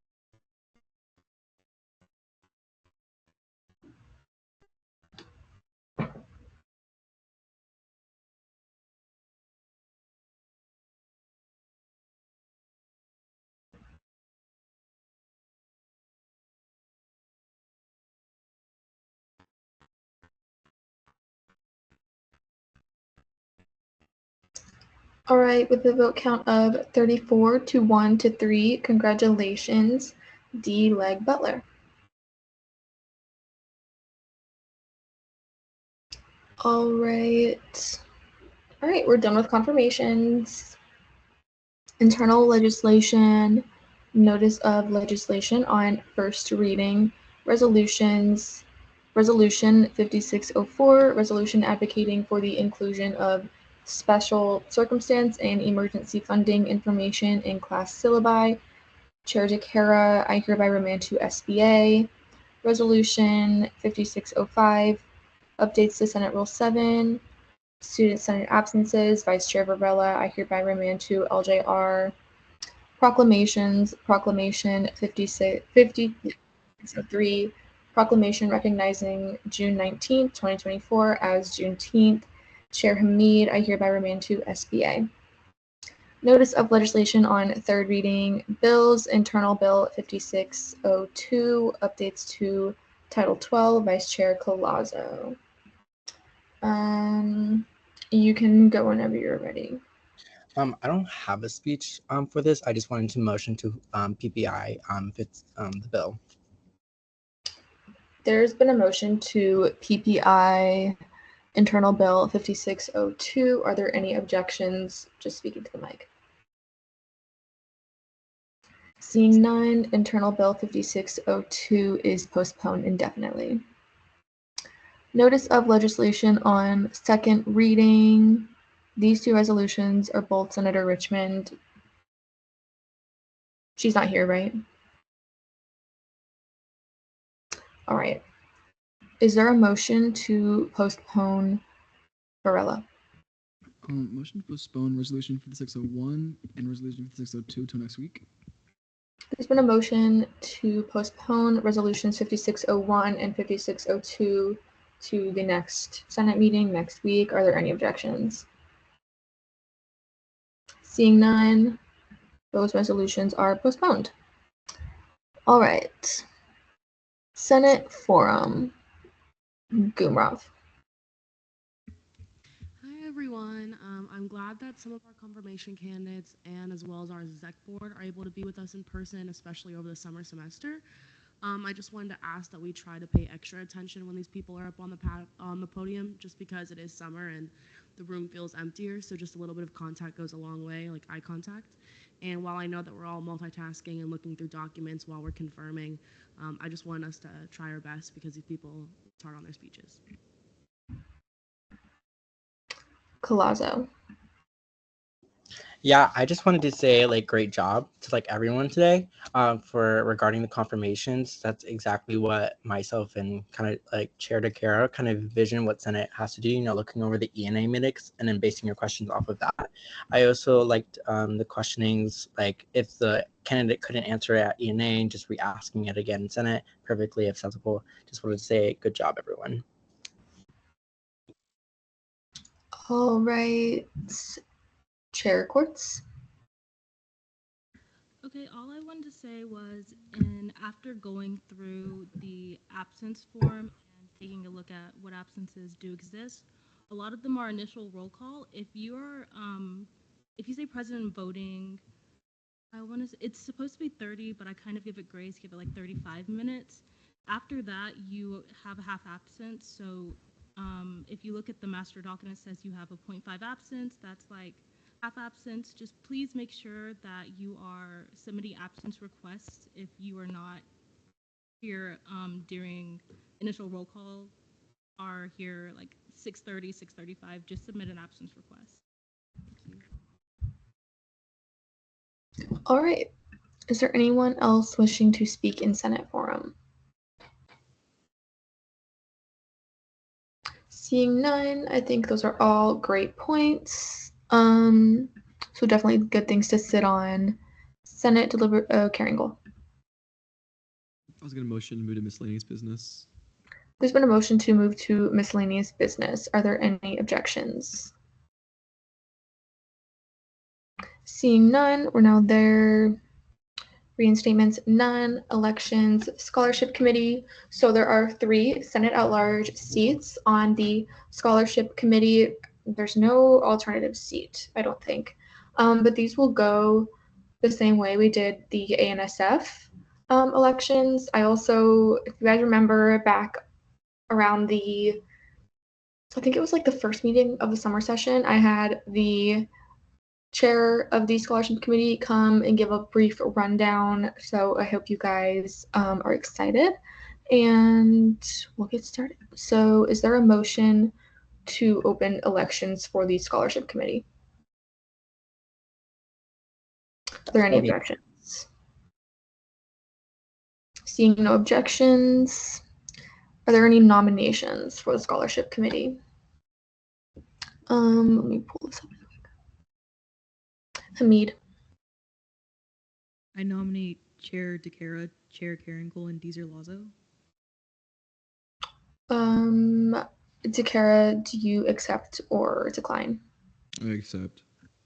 Okay, wait, let me start typing this so I know how to do the order. Sorry. And then you did, okay. DeCara, sorry. DeCara, all right. Carrington, do you accept or decline? Respectfully decline. All right. Lazo, do you accept or decline? I accept. All right. Marset. I nominate Vice Chair Collazo. Collazo, do you accept or decline? I accept. All right. Paul. Yeah, I'd like to just, Brody, can I nominate myself? Yeah. Yeah, I'll nominate myself. All right. Carrington.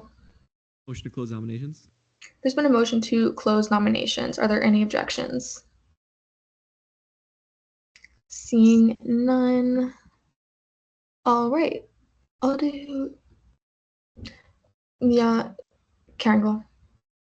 Motion for 3 minutes questions. 3 minute speeches, 10-minute questioning, 10-minute debate. There's been a motion for 3-minute speeches, 10-minute questioning, 10-minute debate. Are there any objections?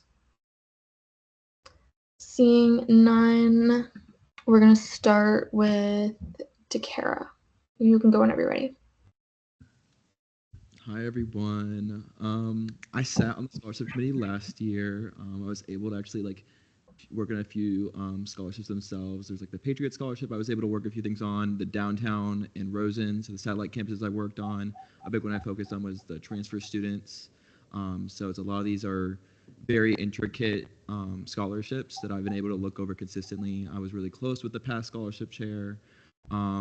And I've actually have experience working with scholarships with my high school because I sit on their scholarship board with the foundation as I'm alumni of my high school. So I have a fair amount of experience working with scholarships and, designing, not designing, but more laying out qualifications. So I have experience and I've done this before. I yield the rest of my time to questioning. All right, Lazo, whenever you're ready. If I had a nickel for every time I got randomly nominated for scholarship committee, I'd have 2.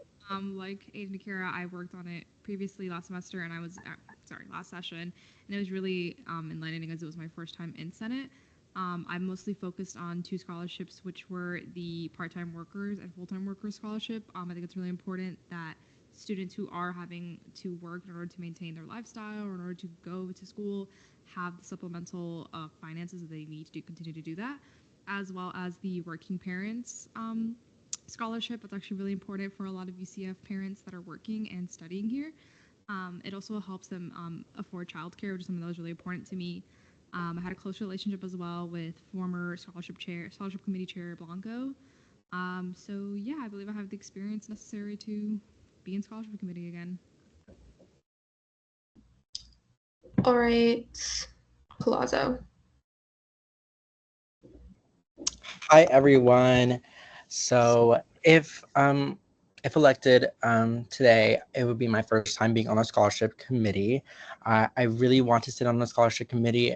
During my time as Military and Veterans Caucus chair, one of my many initiatives was to provide a scholarship for military students. Unfortunately, however, with multiple conversations with former Chair Blanco and former student body president Greenaway. That wasn't possible at the time, seeing as funds were already allocated. So if elected, I would do my very, very best to advocate for the military and veteran student community within UCF. I yield the rest of my time. Hall, whenever you're ready. Yeah, so thank you guys for being able to listen to me. I kind of look at this from two different perspectives. The first one being that I was able to serve on the scholarship committee back in the 53rd as a speaker, as a speaker does have a seat on it, and kind of understand a lot of the functions of how the scholarship committee works in the day-to-day, as well as just kind of our meetings, including our approval meetings that happen when it comes to approving certain scholarships and whatnot. I look at it also from the perspective that I think having grad representation is important. There are some graduate scholarships on there, and to be honest, I'd like to see more, as much as we can within reason, to try to work with like the Graduate Student Association, et cetera, to try to identify different types of scholarships that can exist. Like, for instance, there is one about a nursing pipeline for students that are in the MA or PhD program that want to be educators. And then on the flip side of it, working actively for undergraduate admissions, that I meet with students every single day. A lot of students that do need financial aid of different kinds. A lot of students that, unfortunately, whether typically mostly just because their academic credentials don't reach the ability to get a merit scholarship for UCF. So any sort of scholarship is very critical for students, and kind of being able to engage with all different types of students every day. I do see kind of different areas of need for scholarships. We try to direct students as much as possible to particularly A2O as kind of like a source for alternative scholarships, but seeing a lot of need for, we have a lot of first generation scholarships, which are really great, but a lot of additional ones related particularly to diversity, as well as kind of to Vice Chair Collazo's point, different kind of special groups of students is definitely very critical. So I feel like my past experience, as well as the current experience that I have with the incoming student body, at least allows a unique perspective to kind of see, I hear their concerns, I hear their questions, and those can be relayed actively to the scholarship committee. Thank you. All right. We're now in line for questioning. The order will be Takara, Lazo, Collazo, and then Hall. All right. Hamid. So how do you think you'll be able to, or even if you'll be able to, represent all different kinds of minorities on the scholarship committee? I have different groups. Transfer, working. Additionally, there is one about one that's working with parent, like a parent, like they are actively pursuing school while with a child. My mom was pursuing her AA when she was, as me as a child. So I understand seeing her perspective, how much it is, having a child, as we do have the day, like the care center here, but going to work, picking her up to school, some financial assistance is actually very beneficial. So very an interesting minority of campus that you may not see, right in front of you, but it is a group that is identified with as a scholarship. So advocating on their behalf to make sure that, there is an adequate amount of funding for them and a good amount of like different availabilities of like, and you have like 1,000, there's like 5 times, there's like 5 scholarships of that scholarship for $1,000 or some sort. So ensuring that there's a good amount of money for, and a good amount of people that can get it is, I'm hoping to advocate for them. Lazo. I think I would be very well qualified to represent a multitude of minorities. When I served as the Women's Caucus Chair, one of my initiatives was beginning the search for women-specific scholarships in many fields, including medicine, STEM especially. Other than that, I would also like to emphasize Hispanic related scholarships, especially because UCF is one of the few Hispanic Scholar Institutes, and we have that designation, as well as the previous relationship with HSI and student government. And then lastly, I would also like to focus on disability cohorts and making sure that they are able to have the financial support to pursue their education on top of the already like magnitude of difficulties that comes with having either a regular physical or learning disability. So those would be the main minorities that I will be focusing on, as well as any ones that have been previously mentioned. And scholarship committee does tend to really look at those and see how we can best serve those communities. Thank you. Vice Chair Collazo. So I myself am a part of many different minority groups, including LGBTQ plus community and the Hispanic community here on campus. So I will do my very, very best to advocate for them. Additionally, as a military child, I will also be advocating for military students here on campus. Although some are privileged with some scholarships and grants, not all of them are privileged with some scholarships and grants. I also really want to advocate for students who are not of STEM majors. A majority of the scholarships that you see are for STEM majors. They are typically for individuals who are computer science and engineering. I myself, as a political science major and someone who is studying psychology as their minor, I'm not able to participate in all the scholarships community just because my science is considered a soft science or a social science. So I do really want to advocate for that part of students as well. Hall. Yeah, I want to first say I think all three of the other candidates made really good points about different groups that they want to advocate for. To kind of add on myself, I think obviously the initial group is graduate students. I mean, I know many of you probably know different grad assistants and people in grad school, and they can be the first to tell you that it's very unaffordable. Particularly with the cost of living in the area. So making sure that more graduate students as well as PhD candidates have potential access to scholarships would definitely be something of interest. I kind of echo the sentiments of Deezer Lazo and Vice Chair Borges or Collazo when it comes specifically to the Hispanic community. I was able to serve as the treasurer of the Cuban American Student Association for 3 years. So I've definitely been able to build a lot of relationships within our UCF Hispanic community, relationships that I think would definitely be beneficial when it comes to learning more about what the specific needs are.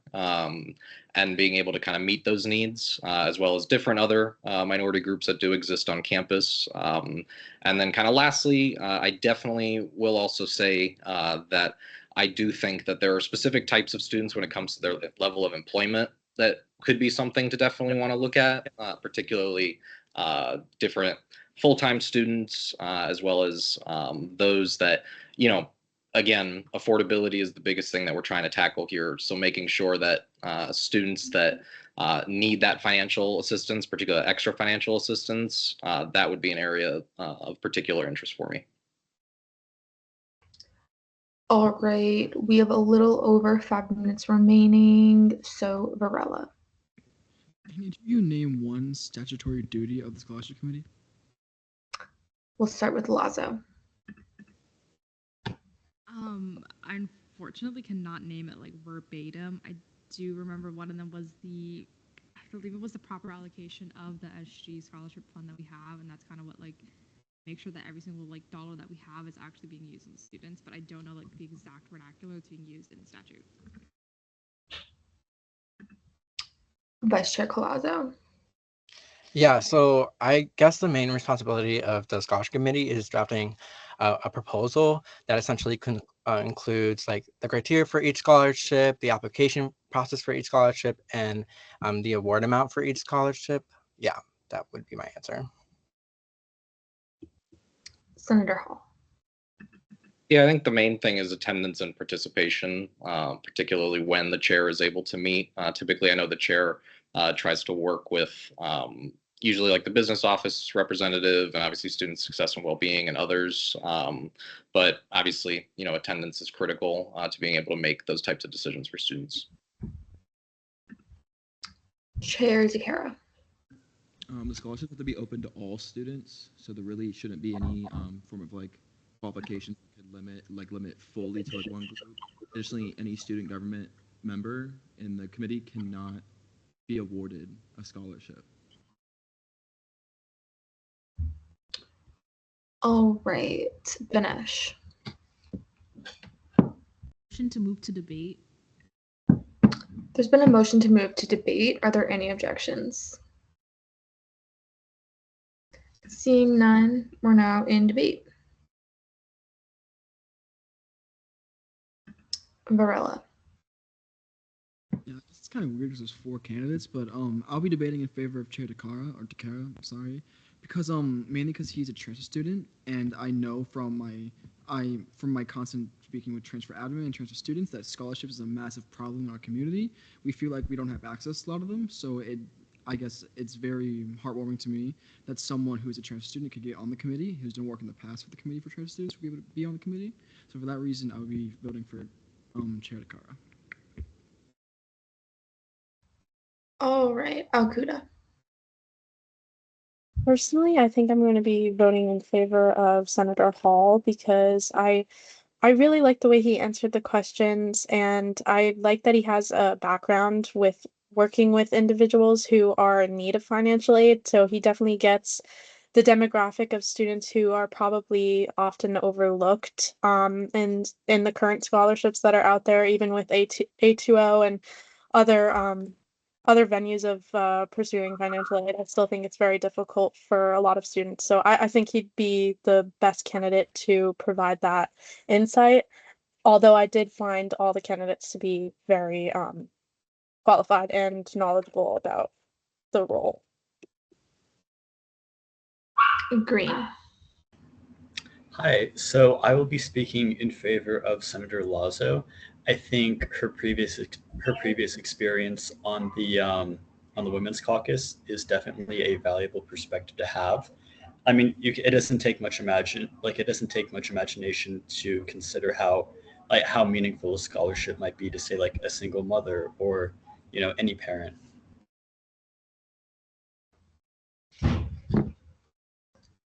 All right, Shen.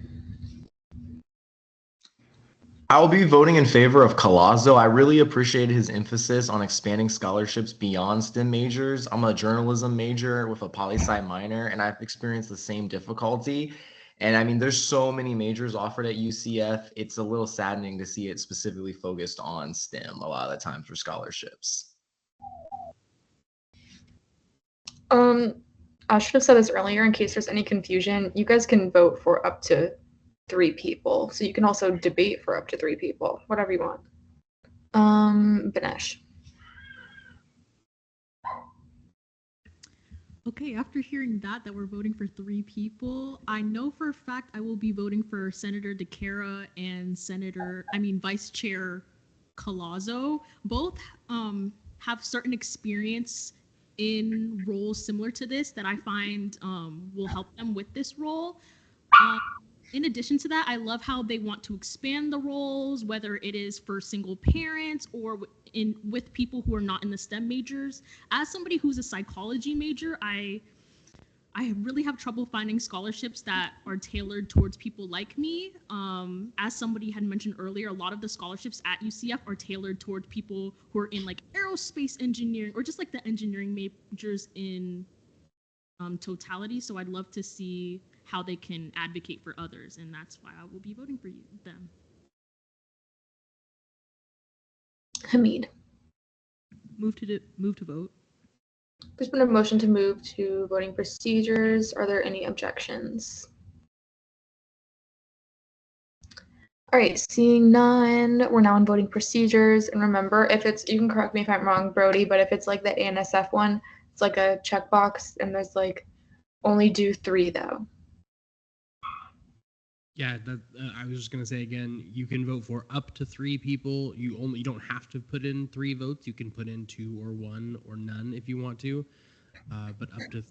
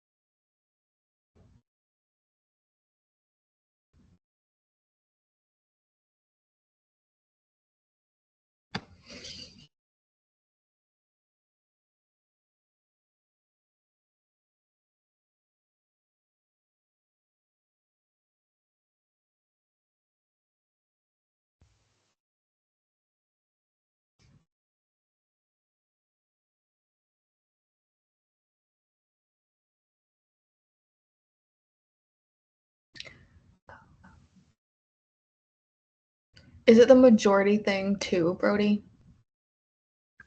Yeah, so you'll have to give me a minute to do the math on the actual vote count. Okay.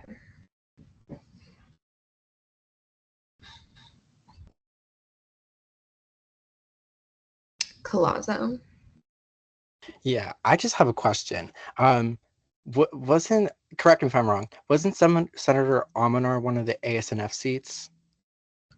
Yes.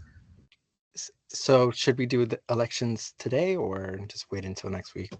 I was gonna wait. Okay.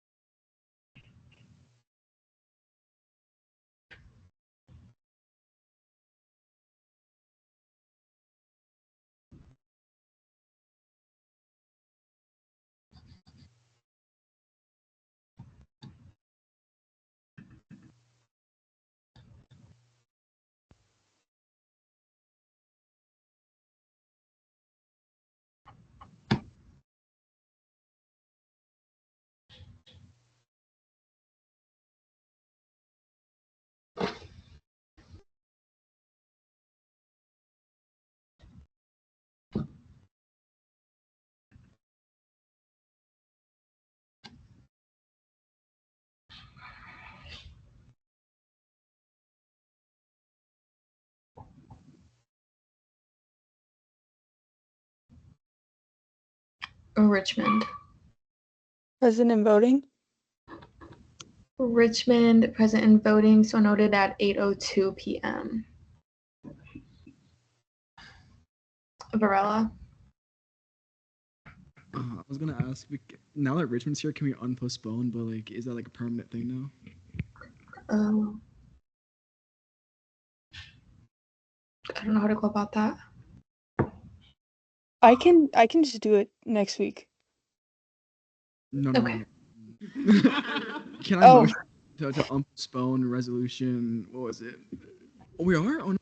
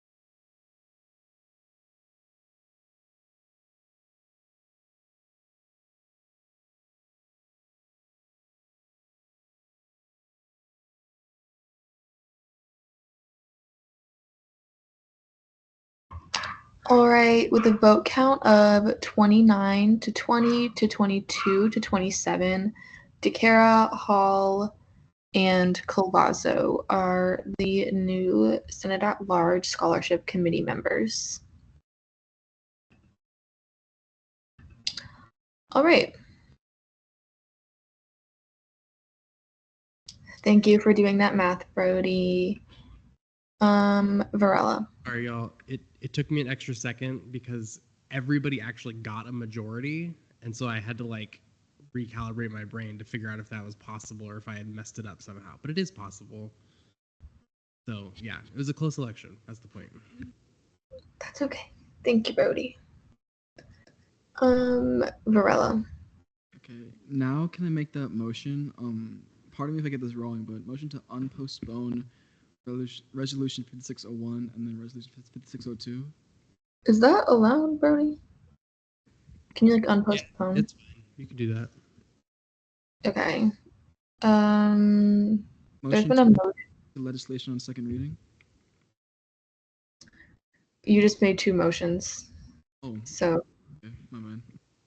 All right. There's been a motion to unpostpone resolutions 5601 and 5602. Are there any objections? Seeing none, is there a motion to move back to notice of legislation on second reading? So moved. Are there any objections?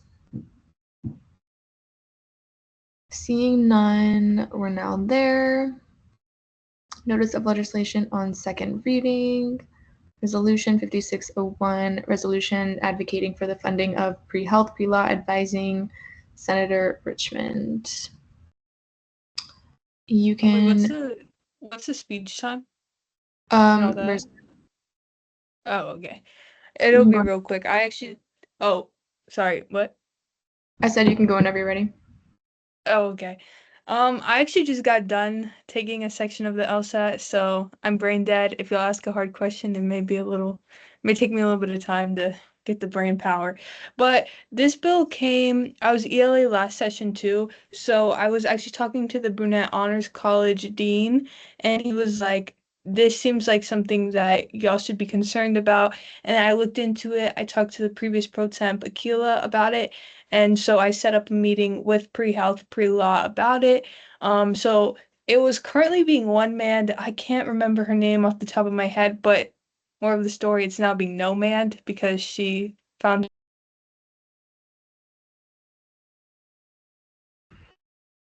I don't know why I was muted. But that's about it. Like, this is a dire need.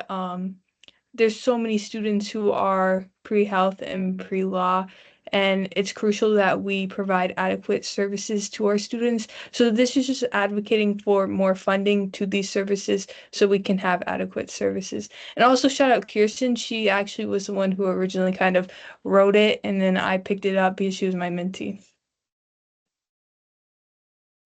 All right. Are there any questions for ELA Richmond? Seeing none, is there a motion? Gumrov. I had a question actually. I can't hear. I had a question. All right. Go ahead. So is there particular that you or are you just about what what's missing? I'm so sorry. I couldn't really hear it. So the question I heard, and correct me if I'm wrong, was what is this advocating for? Can I get a thumbs up from someone in the chamber? Is that what it was asking? Okay, so it's advocating for the increase in funding. So basically sorry, I could have better explained this. It was moved under APA. That's advanced something advising. It's in the resolution if you want to look at it. So it used to be its own thing and they moved it under there. And so when it was brought to our attention, the word he used was it was almost being gutted out. And now they're trying not to actually gut it out just because the funding issue, it's hard to continue the services. So in the resolution, I outline all of the services that have been discontinued due to the lack of funding or decrease in funding of these services. So it really, I should have come better prepared. I'm sorry, the LSAT got me. But if you read that, it should give you more clarity, and I hope that answered it too. Collazo. This honestly can be answered by Elaine Richmond or Chair Courts. But in regard to the be for their resolve clause, the administrators who are attached there, are any of them like the administrators in charge of pre-law advising or pre-health advising? I'm just not knowledgeable on it, so I'm just asking. I believe so. Let me make sure real quick. It's only one guy now, so. And it's Okay. a guy from APA, but let me check. I think his name is Michael, if you want to. I'm pulling it up now.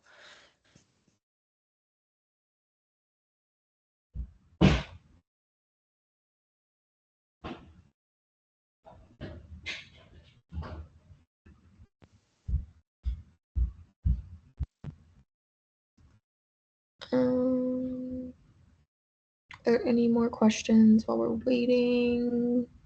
If it's Collazo. not, I'll add it though right now. Collazo. I have a motion to move to debate. There's been a motion to move to debate. Are there any objections? Seeing none, we're now in debate. Is there anyone wishing to speak in debate? All right, Takara. I think this is a great resolution.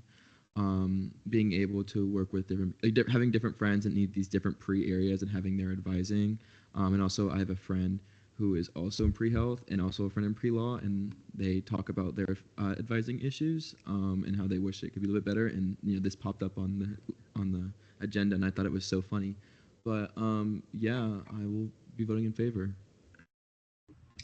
All right, I'll go with Hall. I think this is actually a really good resolution, particularly because I know from hearing with, probably everyone's aware at this point that we're transitioning kind of towards those like academic success coaches rather than traditional advisors. But as a result of that, as kind of in particular the growing pains of that, a lot of specific types of advising are kind of falling by the wayside, or at the very least, like the departments themselves are having to pick up the extra slack because in a lot of cases, departments, because it's kind of being taken over by the academic success coaching, advisors are being reassigned towards more general advising for the different programs. So I think any resolution like this, because I bet there's probably other fields beyond just the pre-health, pre-law advising, that I'd kind of encourage anybody else interested in this topic to research and maybe make similar resolutions. Any kind of attention that can be put towards this issue to make sure that this type of advising doesn't fall through the cracks, particularly for a lot of students that need it, I think is a good thing. So I think this resolution is definitely a really strong kind of first step, and I think something that could be a big push for Senate as a whole in this session. Metellus. May I retain? You may. All right, I will be voting in favor of this legislation.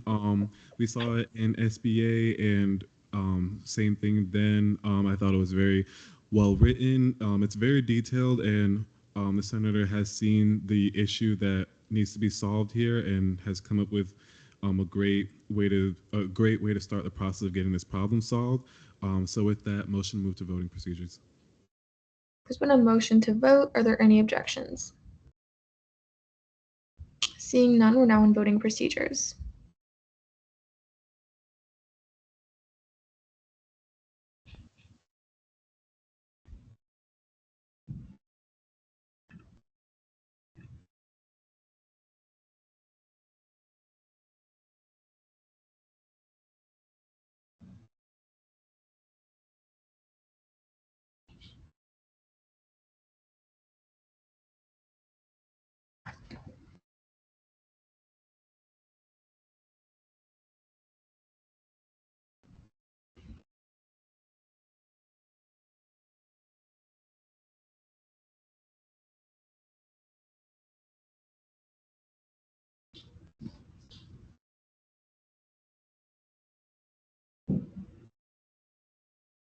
With a vote count of 37 to 0 to 1, Resolution 5601 passes on second reading.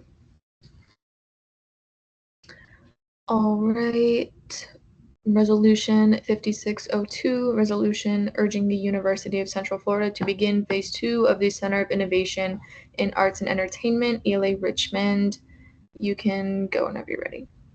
Okay, I'm so sorry, JC, but I'm gonna PPI this, but I just want to explain why. I'm gonna bring it back, because you can bring it back after you postpone it indefinitely, just because I'm coordinating with the Dean of College of Arts and Humanities, because he wants to come in and speak about it like he did last session, and I think it gives you a lot of crucial information, so I want to have that while it's on second reading, just so y'all can have the best informed vote. We were kind of thinking, oh, well, I could do it on second reading, but I just think it'd be more beneficial and kind of cool if I waited. So the first time you see it with the dean. So it'll be back, but for right now, I'm putting a pause on it. Do you want to make a motion? Oh, can I during speech? I don't see why not. Yeah, motion to postpone indefinitely. There's been a motion to postpone Resolution 5602 indefinitely. Are there any objections? Seeing none, Resolution 5602 has been PPI'd. All right, is there a motion to move to Senate deliberations? So moved. Are there any objections? Seeing none, is there anyone wishing to speak in Senate deliberations? Seeing none. Sorry if I don't have the people up yet. Okay. Advisors report. Brody. All right, everybody. Not a lot from me. Obviously, the first thing is, sorry, excuse me. If you're here in the chamber or close to campus, be safe getting home. Tornado warning and all that. The tornado warning theoretically ended 30 minutes ago, but like still, it's a storm. Yeah, beyond that, I don't know that I have a lot for you, but for the first time in weeks, we actually have a chance to do Senator shoutouts. So we're gonna do that. I'm gonna still go like raise your hand in the thing so that I can make sure I get all the Zoom people or the Teams people. So yeah, who's got some Senator shoutouts? Yeah, Laurel. Huge shout out to Speaker Pullman. I'm Speaker Pullman's biggest fan. She's actually the GOAT. She actually told me not to come. She's too nice, but I did indeed come. All right. Michael. I just want to shout out Senator Green. He's always super active, even though he's on teams. He's more active than I am, and I'm on teams. He's great. We came in at the same time, but he's an inspiration for how active he gets out there and how well he participates. All right, JC. Big shout out to Senator Richmond for pulling up after the LSAT and still doing a bill presentation. That was super impressive. Good job. Also shout out to my chairs, Chair Rose, Chair Vasquez. Love the committees, and you guys are really good mentors for me. So thank you. All right, Andrew. Sorry. I want to shout out Olive and Egg because I feel like we deserve it, and we are working so hard to get these appointees confirmed as fast as possible. And I would like to shout out Chair DeCara and Chair Courts for being amazing chairs because I love them. Person? Yeah, shout out to Senator Kringle. I posted something on my Instagram story the other day, and he pressed like on it. So a better friend you could not find. Jordan. Shout out to my amazing committee chair Hamid, and also the rest of SBA. We've really been very creative recently, and I can't wait for all of us to really hit the ground running with all of these initiatives. And yeah. All right, Adam. Shout out to Senator Green. You've always got great energy, so I love that. Shout out to, of course, CCIE, the best college there is here. Shout out to CRT and ENA. And lastly, shout out to Vice Chair Shen. You're doing a great job. Thank you for being my vice chair. Katrina? Yeah, I also wanted to shout out Senator Shen because he's a great vice chair, even online, and he's always super active in meetings. So Very nice. Kirsten? Shout out Allison for first place in Senate Exec. I don't really remember who got first place during for the Kahoot. And then whoever used the name the Lorax during LJR, I have my suspicions, and my suspicions is that it's Larson. So pending shout out to him for first place on the Kahoot in LJR. Thanks for, and shout out to all of Senate Exec for doing the Kahoot too. Like, you guys don't have to put up with me, but you're doing good. All right, Aiden. Shout out E&A. We're almost done, like fully with like the big two, and then we'll go on to the other ones later on. Shout out CCIE, even though it's literally just me and Adam. No, but literally anytime I have something with like resolution set wise, Adam like always like responds super fast, and like we always line up with the same initiatives. Also shout out Hall. I came to him about something and he was super helpful, so I appreciate that. E&A again. All right. Corson, you're back up. Yeah, so I want to shout out two other senators. So first off, Senator Shen, thank you for your compliment. You're the GOAT. And also Senator Lazo for coming up with the candy salad idea.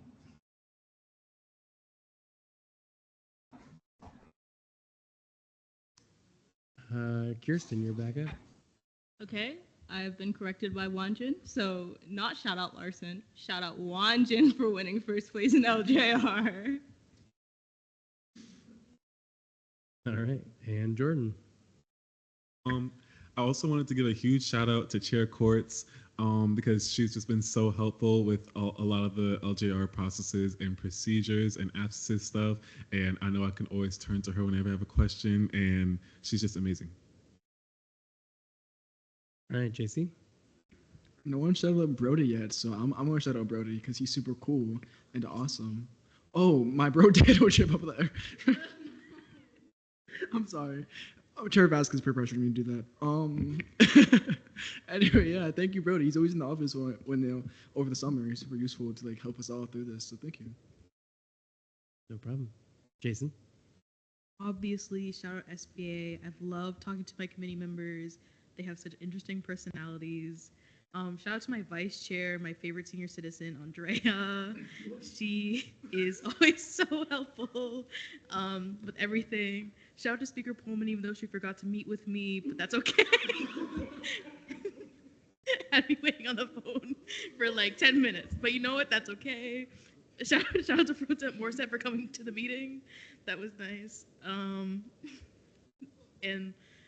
Yeah, shout out to SBA again, because they slay. All right, Andrea. Sorry, I have candy in my mouth. But shout out Gap and SBA because obviously we're on top. Shout out my internal girly. Anyway, shout out Laurel's hard hat because it plays. Because I feel like we need more attention to it. Shout out Allison because there's obviously Hamid and You mentioned you had candy. Was it a Werther's original?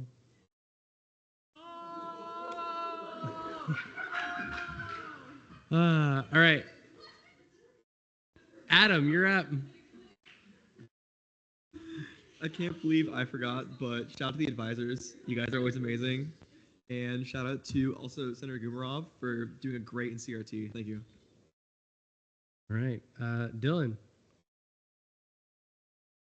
Yeah, I was just gonna say first, just shout out to everyone that ran for. Sorry, my cat just bit my leg. Sorry, or to thank. I wanted to shout out everyone in the that ran in the scholarship committee race, and then on like a separate note with that, I also just wanted to give a shout out to those. I know Chair Hamid led them. Those that were able to attend the Pulse Remembrance Memorial on campus. A lot of those types of events unfortunately don't get a lot of attendance, particularly those over the summer, so anything helps. And obviously That's really important to show up. So great job of trying to get as many people as possible to that as they did. All right. Kirsten, did you no? Okay. All right. Are there any other Senator shoutouts? Okay.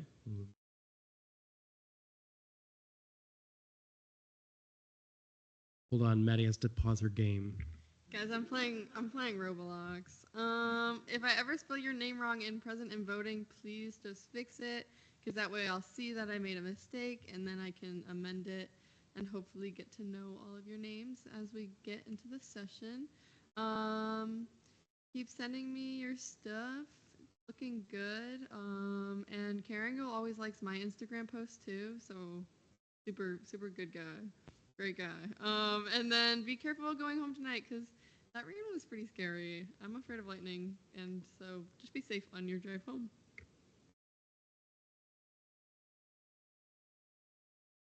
All right, are there any questions for the advisor? Any last minute questions? Hamid. What Roblox game were you playing? Restaurant Tycoon 2. It's the only one I play.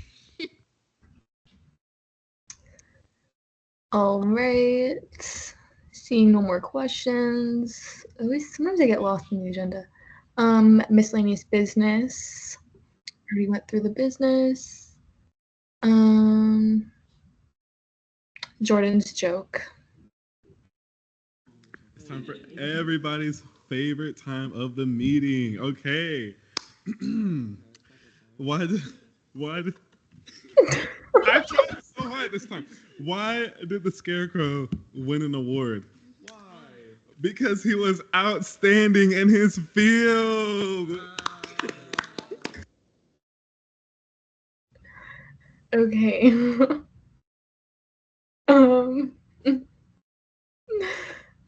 The funniest part is that he's laughing like before he even says the joke. Okay. Andrea's animal.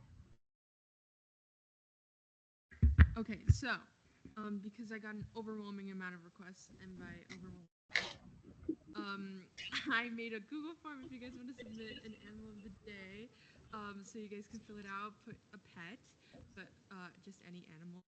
I put a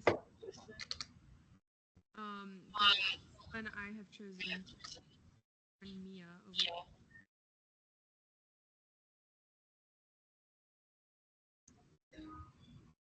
We can barely hear. Oh. Okay. Oh, never mind. No animal of the day today. Just fill out the form. Oh. Guys, people are being mean to Andrea. Can we give her some encouragement and tell her that she's not a grandma? Wait, I'm not reading the chat. Was there some? There's something happened in the chat? No.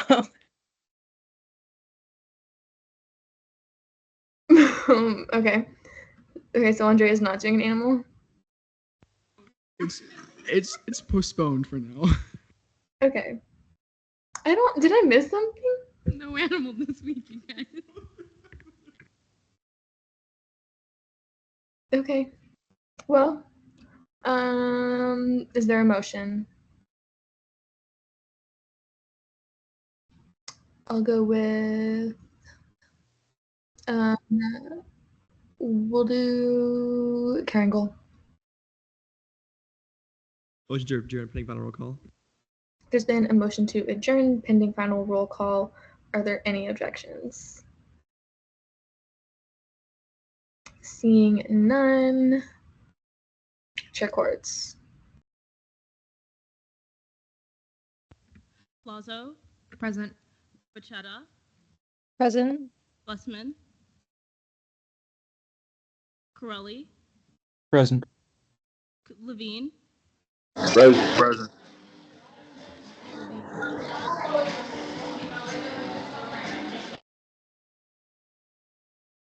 Lim, Present. okay, Morset, Present. Elias, Kringle, Present. DeCara, Present. Butler, Present. Connolly, Present. Umarov, Present. Hamid, Present. Kaufman, Present. Larson, Memory, Present. Metellus, Present. Rose, Present. Sanun, Present. okay, Barrios, Present. Hall, Present. Jackson, Atohaj, Present. Chauhan, Present. Naguib, Present. Wanjin, Present. Johnson, Present. Patel, Present. Eiderberg, Present. Green, Present. I don't know what's funny, guys, and I feel insecure now. Hendry, Present. Borges,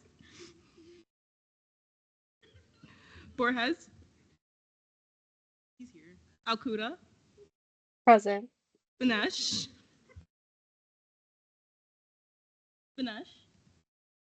Present. Condoloro, Present. Palazzo, Present. Fuchs, Jimenez Valero, Present. Hashimi, Present. Logalbo, Present. Pullman, Present. Brenda, Present. Richmond, I'm present. I'm so sorry. Shen, Present. Barilla, Present. Vasquez, Present. Lipner. Okay, 45 out of 50 quorum is verified. All right, with that, everyone get home safe. And I adjourn this meeting at 8:33 p.m. All right, I'm gonna have to start restricting.